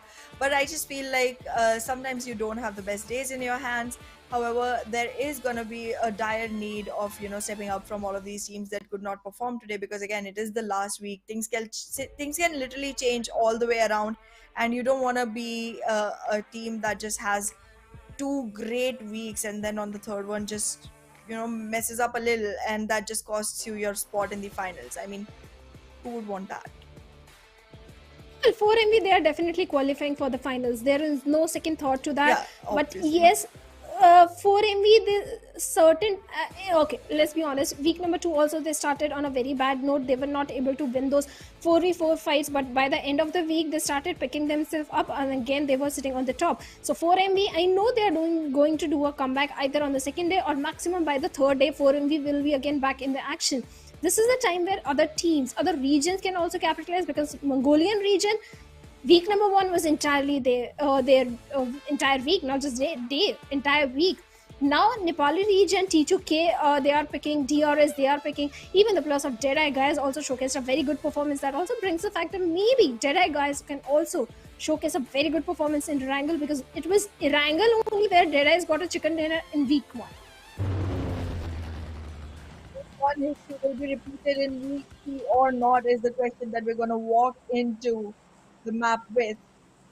And it just seems like we might be seeing quite some, similar positioning for the teams because again it's a very similar plane path, obviously going the opposite way but similar plane path, and the teams are going to have quite some fun going to their places. And as Shadow said, even in the Pakistan region I was seeing way too many southern circles, so if it happens to be another southern circle we might just see a few teams actually trying to capitalize on the bridge holding this time. The last time it did not result in as much favor as it should have, but I'm expecting that to happen if the circle goes that way. However, the teams are already dropping way too quickly as of now. Makes me wonder if anyone is even going to glide to Georgia Pole. It's a great city, great loot, a very good position to actually coexist in. Vehicle positioning is also not far away, so you could actually go ahead and make sure that you have the best rotations coming in for you. I'm also keeping an eye out for a team that goes to Primorsk because that's going to be one of the very premium spots for a team to actually go ahead and make sure that very peer dropped teams become one of their first targets. And that's just a fight that comes by surprise sometimes because those two locations, even though they are very close by, are separated by a distance. So there's no disruption in your loot. But once your loot is done, you can actually go ahead and capitalize onto a fight. And there it goes, a northern circle. So no more military base for me, but an opportunity for you to see what you wanted, isn't it, Shadow? Or maybe a chance for the players of T2K to showcase what they showcased in the very first game because this is their circle. They like dropping in towards the side of Sivarni, and this time again they will showcase a very good performance. Leo Esports again going for a split drop towards the side of Gatka region. Elementrix, well, this time they have no target. 4MV is not in the picture, so that means they are going for the loot. Split loot from the side of Quarry and Ferry Pier. Then we have IHC and Milta Power. No big change coming in terms of the drop location. Setim Esports again going towards the side of Yasna, but we can have a potential first blood situation brewing up towards the side of Rozok, where we have the players of Deadeyes and High Voltage in a very split position. Well, I mean, I'm not even gonna question split positions anymore, considering the way the game went for Skylights Gaming the last time. This is too early to actually go ahead for that, but yeah, I'm not gonna question split positions anymore ever in my life. I have learned my lesson, and I'm just gonna stick with that because God bless the players who actually came up with the idea of splitting and playing. It's actually working out. Specifically helps you divert the attention of the other team from multiple directions. And specifically when it's this early in the game, you can actually create an illusion of being two separate teams, and that just makes the other team so much more afraid. They have to be so much more alert, and in that diversion, you could actually go ahead and find yourself an opening that lets you in into that team very easily. However, the teams that have reached all the way here, they definitely know exactly what's happening when and where, because once you start playing the game enough and once you start reading the teams enough, you do have an idea of which teams opt to drop in which locations. And unless and until someone randomly goes ahead and chooses to go for a completely different drop, which hardly happens in this lobby, you would actually know that this spot is generally capitalized only by a couple of teams, so it cannot be uh 4-4 on both sides. It is just a 2-2 or whatever the situation be. But yeah, that was quite a long explanation. Nobody needed it, but it was in my head and I blurted it out. So there it is. How do you feel, Bhavna? How's the day going? Well, extra knowledge is always helpful, and I'm always up for it. So deliver any amount of knowledge you want, feel free for it. But right now, certain esports, they are also feeling very free and very calm and cool because they drop in Yasna. No, nothing to worry about at all. You can get the best of the resources, you can get everything. There is no need for a secondary loot. And even the first circle is also favoring them, but they have to be a bit cautious of the players that might come in from the eastern side, that are the players of Skylights Gaming, because Skylights, well, they are towards the side of Kameshki right now. And talking about other teams as well, DRS Anna, very first game, DRS, they came on the second spot. There is a very high possibility and probability that DRS can also get a chicken dinner for themselves. Yes, they are not the aggressive force, but still, there is a very high chance. The rotation, the way the rotations come in from this particular team, always so very promising. Well, let's see how it works out for them as of now, because I am expecting a lot of gameplay changes coming into this week. Because even though the drop locations may not change as much, because once you start getting used to a location, you just want to be there. It feels like home, just like Erangel feels like home compared to all the other maps, because it's the one that you start off with. I feel like the fights just keep getting easier and easier if you're able to stay at the same place, because you know the place like the back of your hand.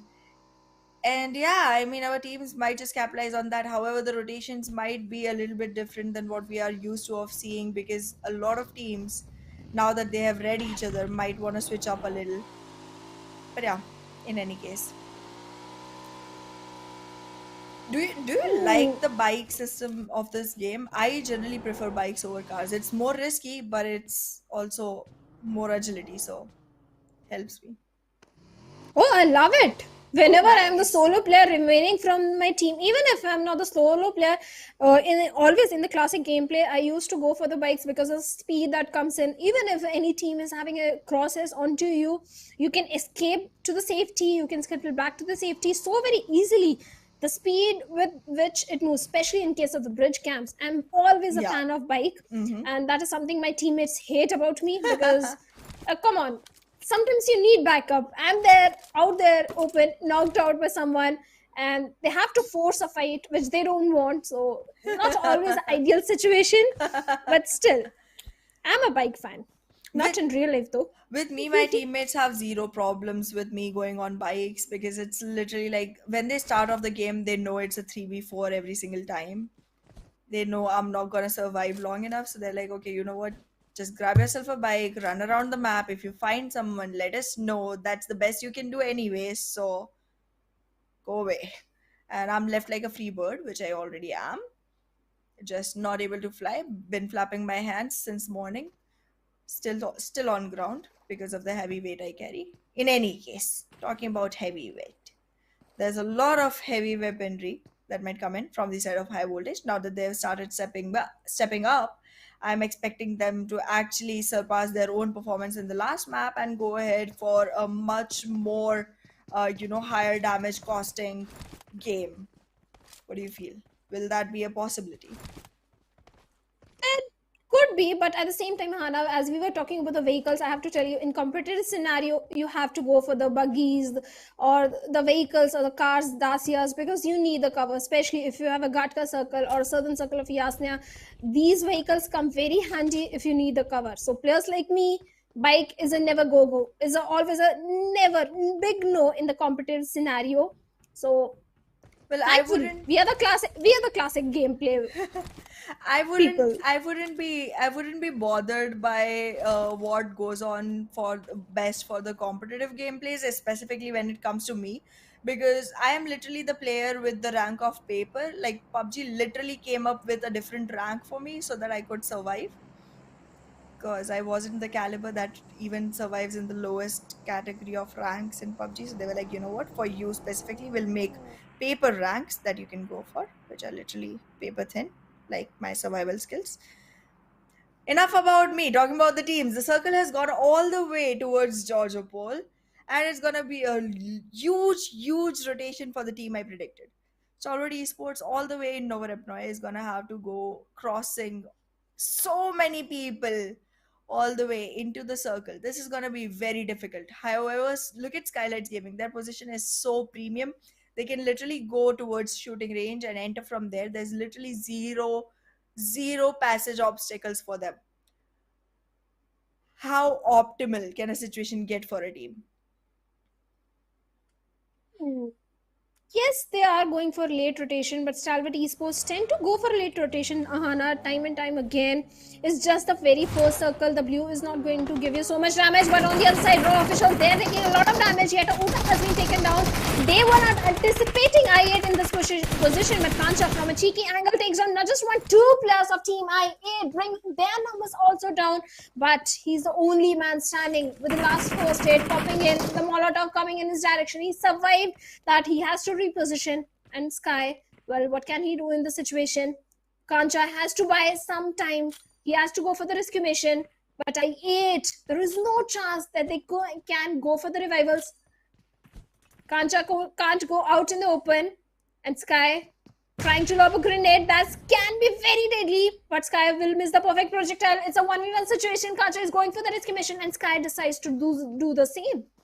Well, the nade definitely did cause a little bit of trouble. Lost a player from the side of Raw officials. Kancha is still gonna be in a position to actually take the fight, but there he goes, being shut down right through the window with the shots going crisp and sharp across the window through that tiny little slit.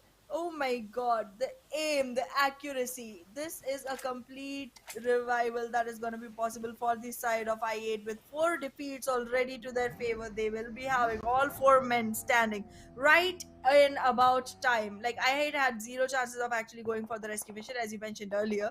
They had to finish up the fight quick enough to be able to create the wiggle room where they can actually go ahead and reset their players.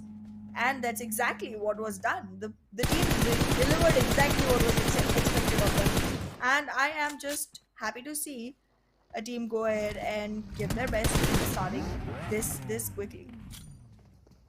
So Team Esports, Desert has been taken down, and 2 players showing on the doorsteps of QB. QB ready with a grenade, but Molotov coming in from the side of I8C. QB has to reposition. He survived with Molotov. Now it's a 1v2 situation. SMG very potent in close range. On the other side, we have Godless. He has to patch himself as he's down to 2 HP. QB with 4 first aids, but there is no time as Godless comes in and takes QB down. He heard the sound of the first aid being popped. Perfect timing coming in, and Team Esports things not looking so good. There is no chance to save QB in the situation. On the other side, I8C is also not looking so very fantastic as Zoil has been eliminated. Godless has to heal up, and they are 1400 meters away from the circle, Ahana. Not looking good with 0 healings. Well, this is going on getting more and more difficult for the teams, and with the position that you just mentioned, we might just see one more team getting shut down out of the game without any frag points or any capitalization into the game. Skylights Gaming, on the other hand, having the time of their lives as expected from all the way towards shooting range. They are going to be making their presence felt inside the circle soon enough. Not much to worry about for them, but at the same time, high voltage definitely has high risk right in front of them. TRZ, okay. TRZ Degree did try to get back into the fight, but could not. Jiggle actually just went back in and made sure that the capitalization was possible for the side of high voltage. This was an unexpected move coming in, but Leo is going to be walking into the situation soon enough to get a chance at making the best of this mix. They do have long ways to go, but let's see how far they can carry themselves. A third party waiting to happen onto TMRZ. I'm confusing up the names. I'm so sorry. So sorry. That's okay. It happens when so much action is happening on the screen. It's so hard to catch up. And right now the players of TRZ, well, they have 2 players remaining. They have the control of the warehouse. The players of high voltage, they are susceptible to the grenades, and Praveen was taken out. Multiple barrage of grenades is coming in, but TRZ don't have the numbers. They don't have the numbers. We have Leo Esports also in the close proximity, so there is a chance of a third patterning, whereas we have the players of MABETEX Esports, Baron taking down Domi, getting the confirmation as well. Mr. Smokey takes on Assassin. This can be an opening for the players of TRZ, because now Leo Esports, they are also doing a third party, and look at the position of Mr. Smokey out there top on the big tower, grabbing so much information that is helping his teammates to rush towards the side of high voltage. But Malik with the bottom grenade takes down Liquid over there, gets an instant confirmation. Well, that's quite a good performance coming in from the side of high voltage. They have already taken the upper hand into the fight with a perfect grenade coming in that actually shut down a player from the side of Leo, forcing them to fall back. Morris and Smokes coming in constantly to try and cover the Leo players to go back and recombine with Smokey so that they can actually come in with a better man count. Right now, the man count disadvantage is pushing them further and further behind. And look at that, Sidham is also trying to come in and have a piece of the party. This cake is not going to be distributed between 3 teams alone. The 4th one has already arrived to the occasion. And at the same time, this has created an opening for TRZ to actually make their way out of the fight, escape unscathed. They do have man count loss on them, but they are going to be able to survive through this. What a God-sent opportunity for the side of TRZ. The 4th party literally combined into creating an opening for the one that was about to lose altogether. Oh goodness, this is getting better and better.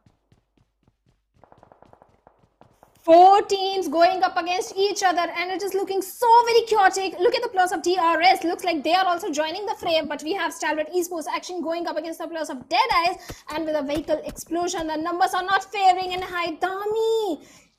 Well, don't peek again, because he just survived the shots that were coming from the side of the players of high voltage. And at the same time, T2K also joining the fray from the northern side, but Satim and TRZ being in a situation, fish in a barrel, and the moment the players of Satim Esports spots the players of TRZ, well, they are down. They are pretty much handicapped out there in the water, trying for the survival game. But now Leo Esports and high voltage Jiggle right in front of Haidami, playing the patient gameplay, but Jiggle comes out in the open, gets punished instantly, and Haidami gets a confirmation as well, and the numbers of high voltage are dwindling down now. That sure is happening, but it seems like Haidami is going to be in a very tricky situation right now. Look at the positioning from the side of high voltage. Both the entrance exit points that are available in this compound can be capitalized by them. They are going to have their eyes set on both the entry points of this compound. And once Haidami decides to move out of here, there's going to be an easy frag coming in from the side of high voltage. Assassin, he has already left the position of an entry point. This is not looking like the best strat for the side of high voltage unless and until they decide to actually go ahead and actually take a rush down fight with Leo head on head. TRZ still surviving with some ability to make sure that they have a standing in the game. High voltage using nades and abilities to go ahead and make sure that they are able to empty out the compound and create some fear of their presence while they actually keep looking for a way out of the fight. There are way too many teams in this area, and this whole number is gonna keep on surmounting with the amount of noise that is being created near these containers. Can these containers contain the fight that is about to happen? This is way too many teams, Shadow. Well, certainly there are way too many teams, and from the backlines, DRS is also chiming in, but we have DE going up against the plus of Stalwart Esports. Stalwart having the numbers advantage, but valiant effort from the side of Slayers bring down the numbers of Stalwart Esports, takes down few plus. Slayers going for the revival, going for the rescue mission, but before that, he's going to get the confirmation onto the fallen teammates of Stalwart Esports. And Zed, what can he do in this situation? A grenade in his hand, blows up in the hands of Slayers, but he takes on Slayers over there. And DEADEYES guys, they have been eliminated at 15th spot, but the problems are not over. Because DRS Gaming, they heard this commotion and now they are rushing towards the slide of Stalwart. Stalwart, they are not prepared as Nirzad is all by himself on 10 HP. This Molotov can bring the demise of Nirzad over there from the backline. Stops is trying to provide the cover fire, but that won't help Nirzad save as he bits bye-bye. But Tops also get the confirmation. Also gets a knock onto Nima over there, but he won't be able to get the confirmation. And the blue is also started catching up onto him. Now the circle has taken northern shift. All the teams in the Chorchapur city, they have to go for the rotation. And the bridge area, the riverbank area is going to be full of bloodbath. Well, that's definitely going to turn tonight because these teams are definitely going to have quite some tough time trying to make their way back in because there was too much towards the military base that are going to be having quite some damage that is going to be taken and delivered at the same time across. Now, high voltage. They have already used a lot of resources. Malik, all by himself. Assassin is still bleeding. Malik, close frontal battle with Mr. Smokey. And that weapon is so potent in the close range. Takes on Mr. Smokey over there. And can he take down Haidami as well? And yes, he does. Malik doing a 1v2 against the players of Leo Esports. Now, Leo, they have been eliminated at 13th spot with only few points in their names. But Malik, all by himself, a solo survivor. For how long can he survive? He has to move inside the circle as well. On the bank, the river bank, we have teams going up against each other. And DRS, well, out there in the open, gets punished. And Tops trying to take down the players of DRS, but they move back to the safety. And Tops is also all by himself. This game is becoming so chaotic, Ahana. Well, right now there's literally 11 teams surviving even in the 5th stage. And way too many of them still need to make their way back into the circle. This is going to be a very, very narrow path that they can take for themselves. IHC just goes ahead into the molly, takes a shot, makes sure that the confirmation of DRS is done. And with that, elimination of DRS happens on the 11th position. Right now, it seems like IHC, even though just 2 men standing, is standing strong on their ground. Skylights Gaming, however, is going to have the best of the situation with EX just moving in towards them.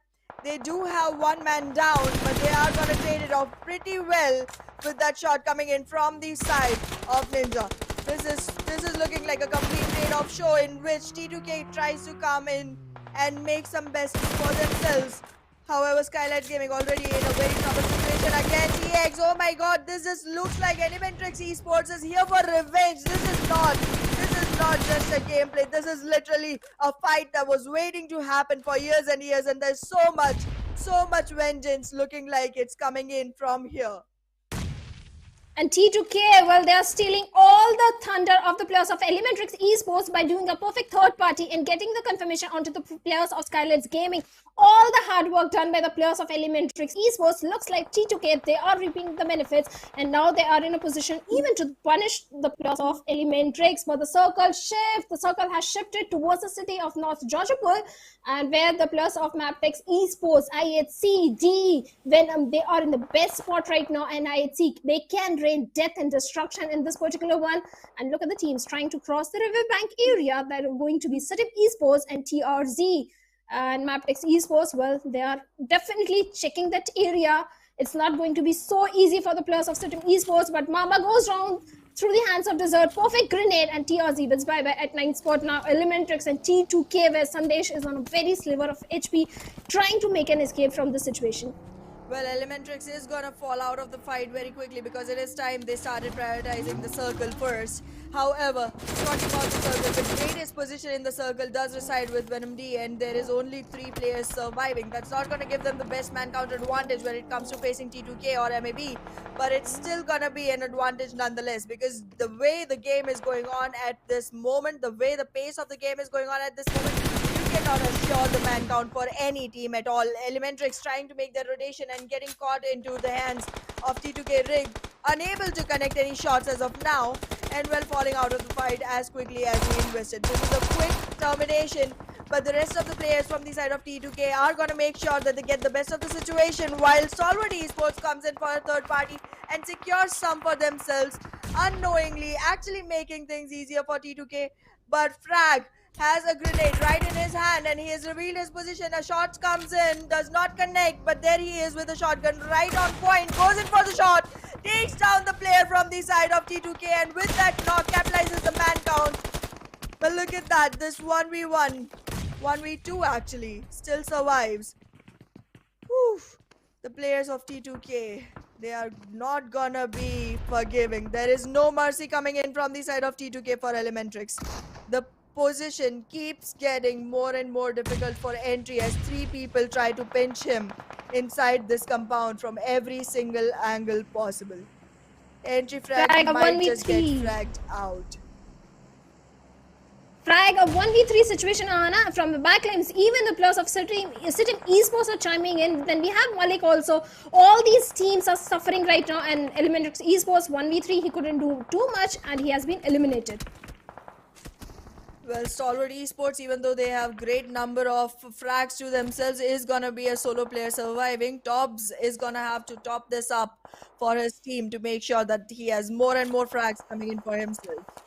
Right now, T2K in his crosshairs, not the best team to take a fight with at this position when you're the solo player, very ready to go for a charge in whenever possible. IHC, on the other hand, is also gonna be having a clear shot at Stalwart. However, there is no rush as of now. Let's see how slow it goes.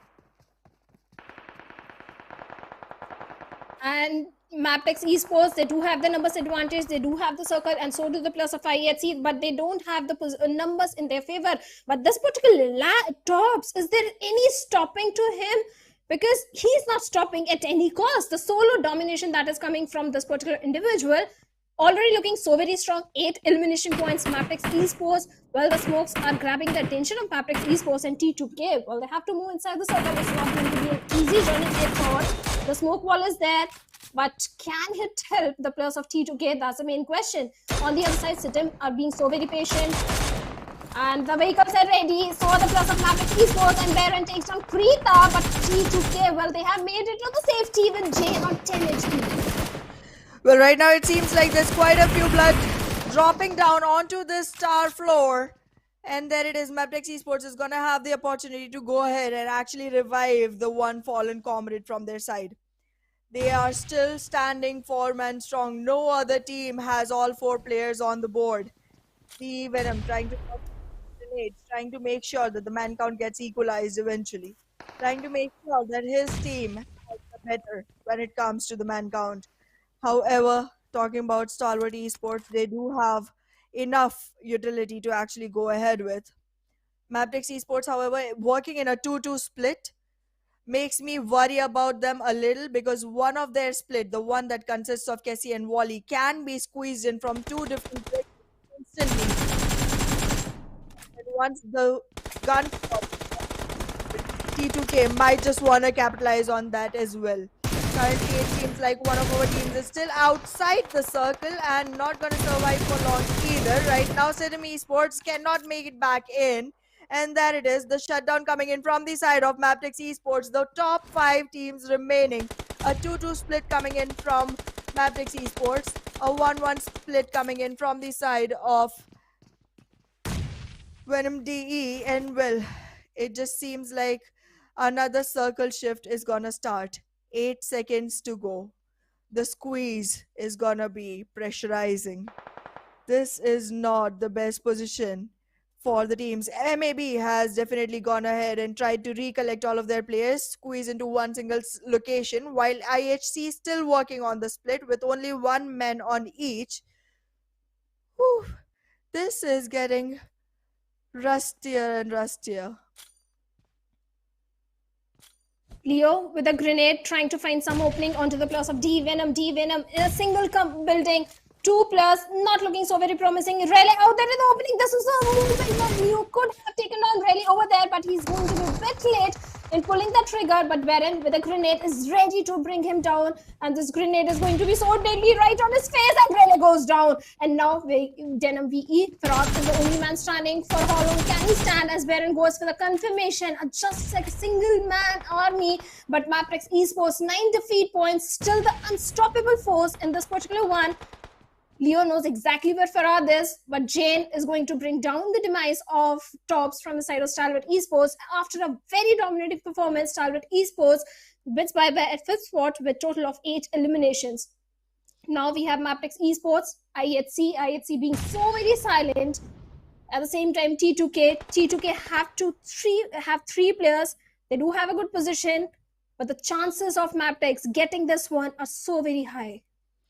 Well, right now 3 teams survive.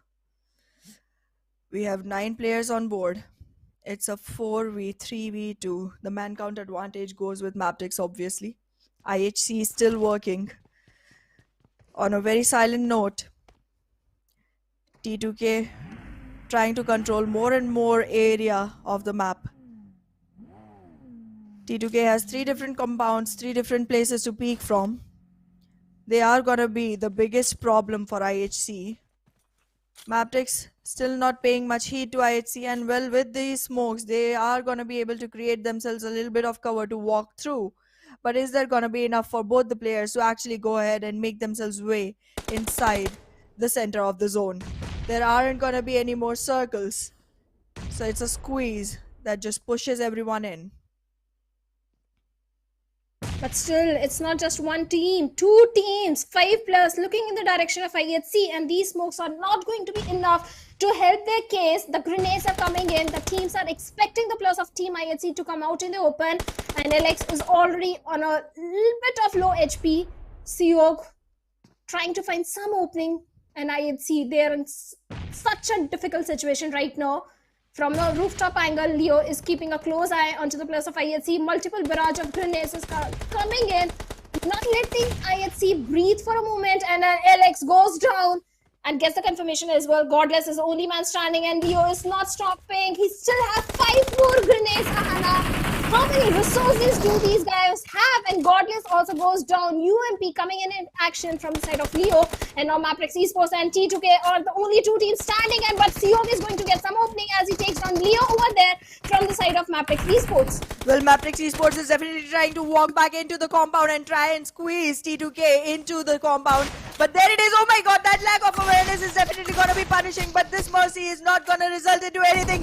Right now, the jiggle is coming in from the side of Volley. Shuts down T2K. There's a couple of knocks already on board. It's literally just one man from the side of T2K that can actually make a difference. But is it going to be enough? There's 3 coming in, charging in onto him. And there with the shotgun comes the final knock onto T2K, with MABETEX rising as the winner chicken dinner holder for the last map of the day. MABETEX Esports, where they had the circle, they had everything, they had the numbers, they had the position from rooftop angle. Leo was able to bring down the entirety of the players of IHC. The amount of information he was providing to his teammates. Yes, T2K was able to get the initial opening onto the players of MABETEX Esports, but that was not enough to stop the players of MABETEX Esports from getting this victory for themselves. 13 elimination, 2-3, 5-2 damage they were dishing out, and now they are sitting at the 8th spot in the overall ranking. That is quite a lot of damage. Quite a lot of damage.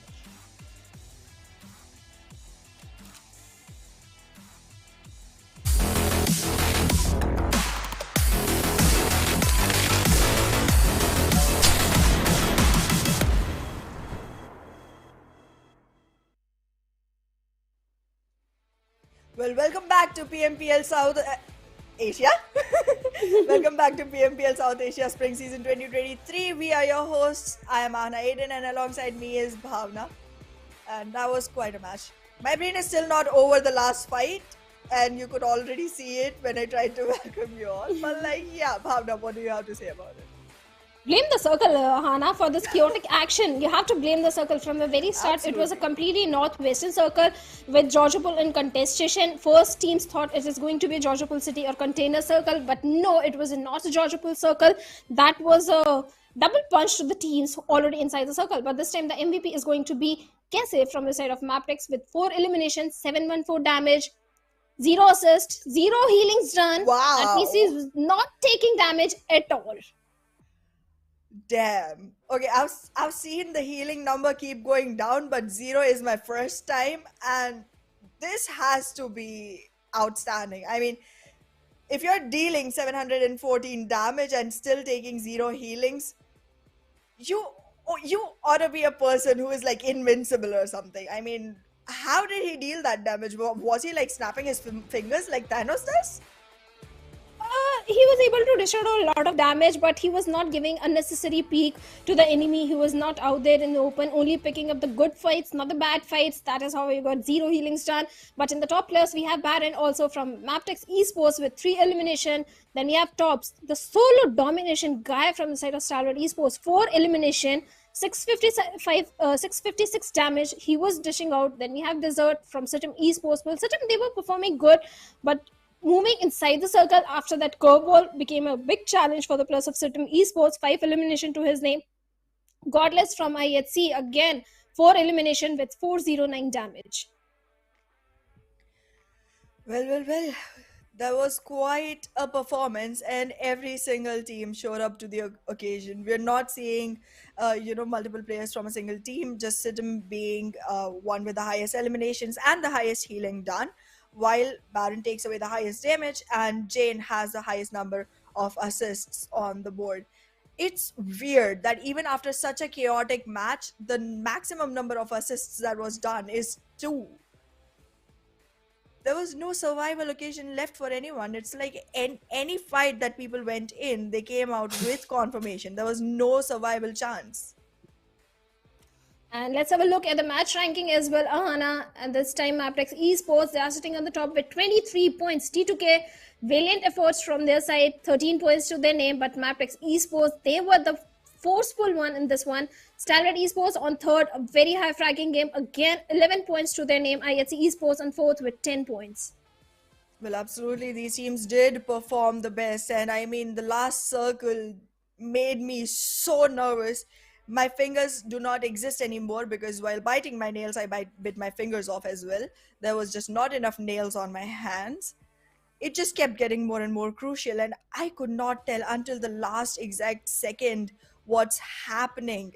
And I mean, this is the exact performance that I want to see getting replicated from the side of the teams on the lower end as well. The teams that could not perform as well in this game, I am expecting that they step up and go ahead and deliver the similar kind of performance in the next ones that they have. Abrupt Slayers again on the bottom with 0 points, not looking good at all. DRS Gaming, I expected better from DRS Game. DEADEYES again at the bottom, not a good performance in this one. Well, right now it does seem like Raw officials were also struggling a little when it came to actually collecting the points for themselves. But they all did collect a great amount of knowledge from each other on this one. So I feel like going into the third week towards the second day, we might be seeing something different coming in. There's a lot of raid that has happened already and that might be capitalized on. Agreed. On the overall ranking, we have Stalwart Esports this time on top with 61 points. Look at the lead they're already having onto the plus of MABETEX Esports, who are sitting on the second with 46 points. T2K, a very good run from their side as well. Sitting on the third with 43 points. DEADEYES, this week, this team is impressing me. Sitting on the fourth spot with 40 points. I really hope DEADEYES, they maintain the consistency in the coming days. NB Esports sitting on the fifth with 31 points. Skylights Gaming sitting on the sixth with 24 points. Well, Skylights Gaming did give us a very, very good performance today, but it did not result in as much change as they would expect for themselves. But still, we did see great gameplay coming in from all of these teams, and I am expecting more and more from the teams that could not make it as huge an impact as the other ones did. High Voltage, again, great game from their side, but could not result for for the circles, specifically the container fights that they did amazing. well played on that. Elementrix Esports, again, great performance. Raw officials, however, still struggling on the overall leaderboard. However, it's just one day in for this week, so I feel like from tomorrow we might be seeing different gameplay from these teams that could actually go ahead and make sure that they have top 16 positions for themselves. However, this is not the same as the league overall, so let's take a look at that as well. 4MV still maintaining their throne on the league overalls. And Stalwart Esports, slowly they are also catching up. They are sitting on the second with 457 points. T2K Esports, they are also having a very good run, consistent performance, sitting on the third with 316 points, but still a lot of point difference in 4MV and T2K Esports. DRS Gaming sitting on the fourth with 311 points. ISC Esports on fifth with 308 points. Exactly. It's literally a 16-point difference between 4MV and Stalwart Esports, while Stalwart Esports and T2K literally have a 141-point difference, which is huge, and it's going to take a lot of consistency to actually climb that up.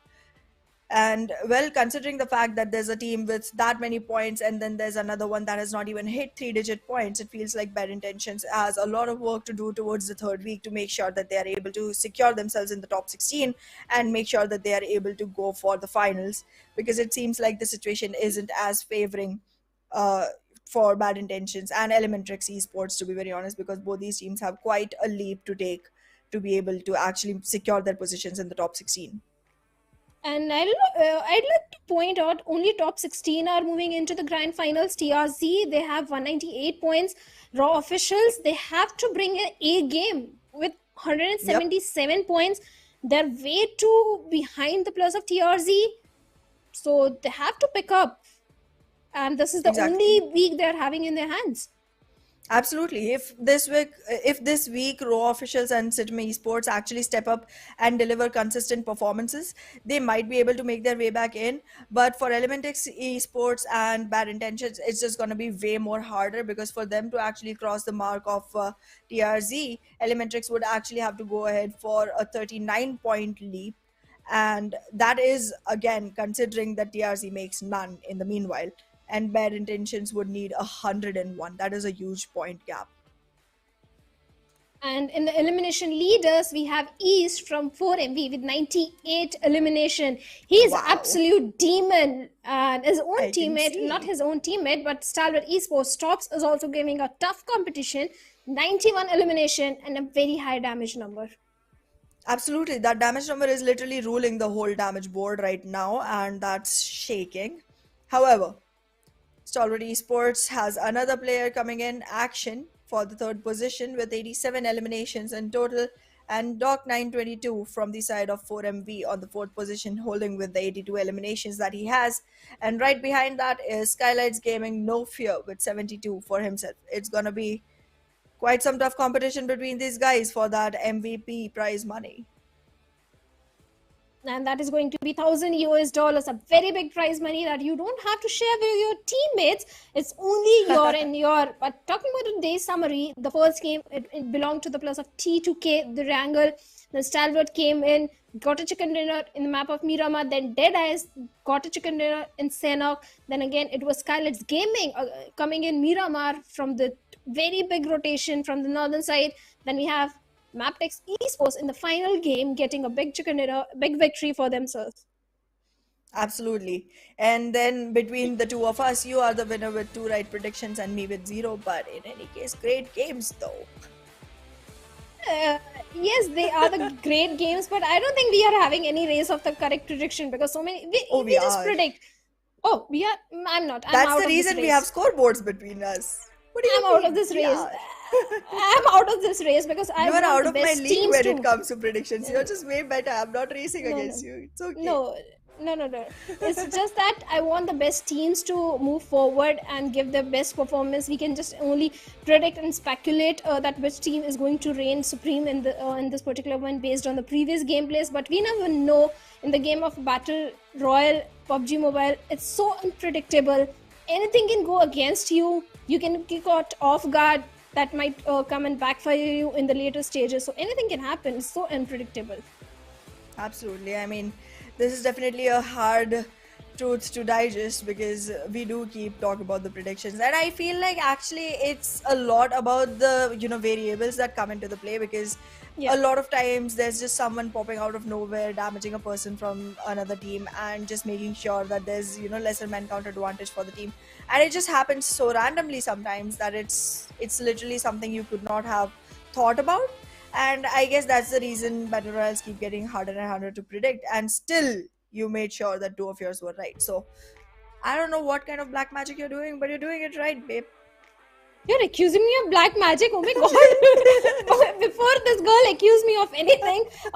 Guys, that's it for today. Me and Ahana and Blotter will see you guys tomorrow. Thank you so much for tuning in. Have a good day.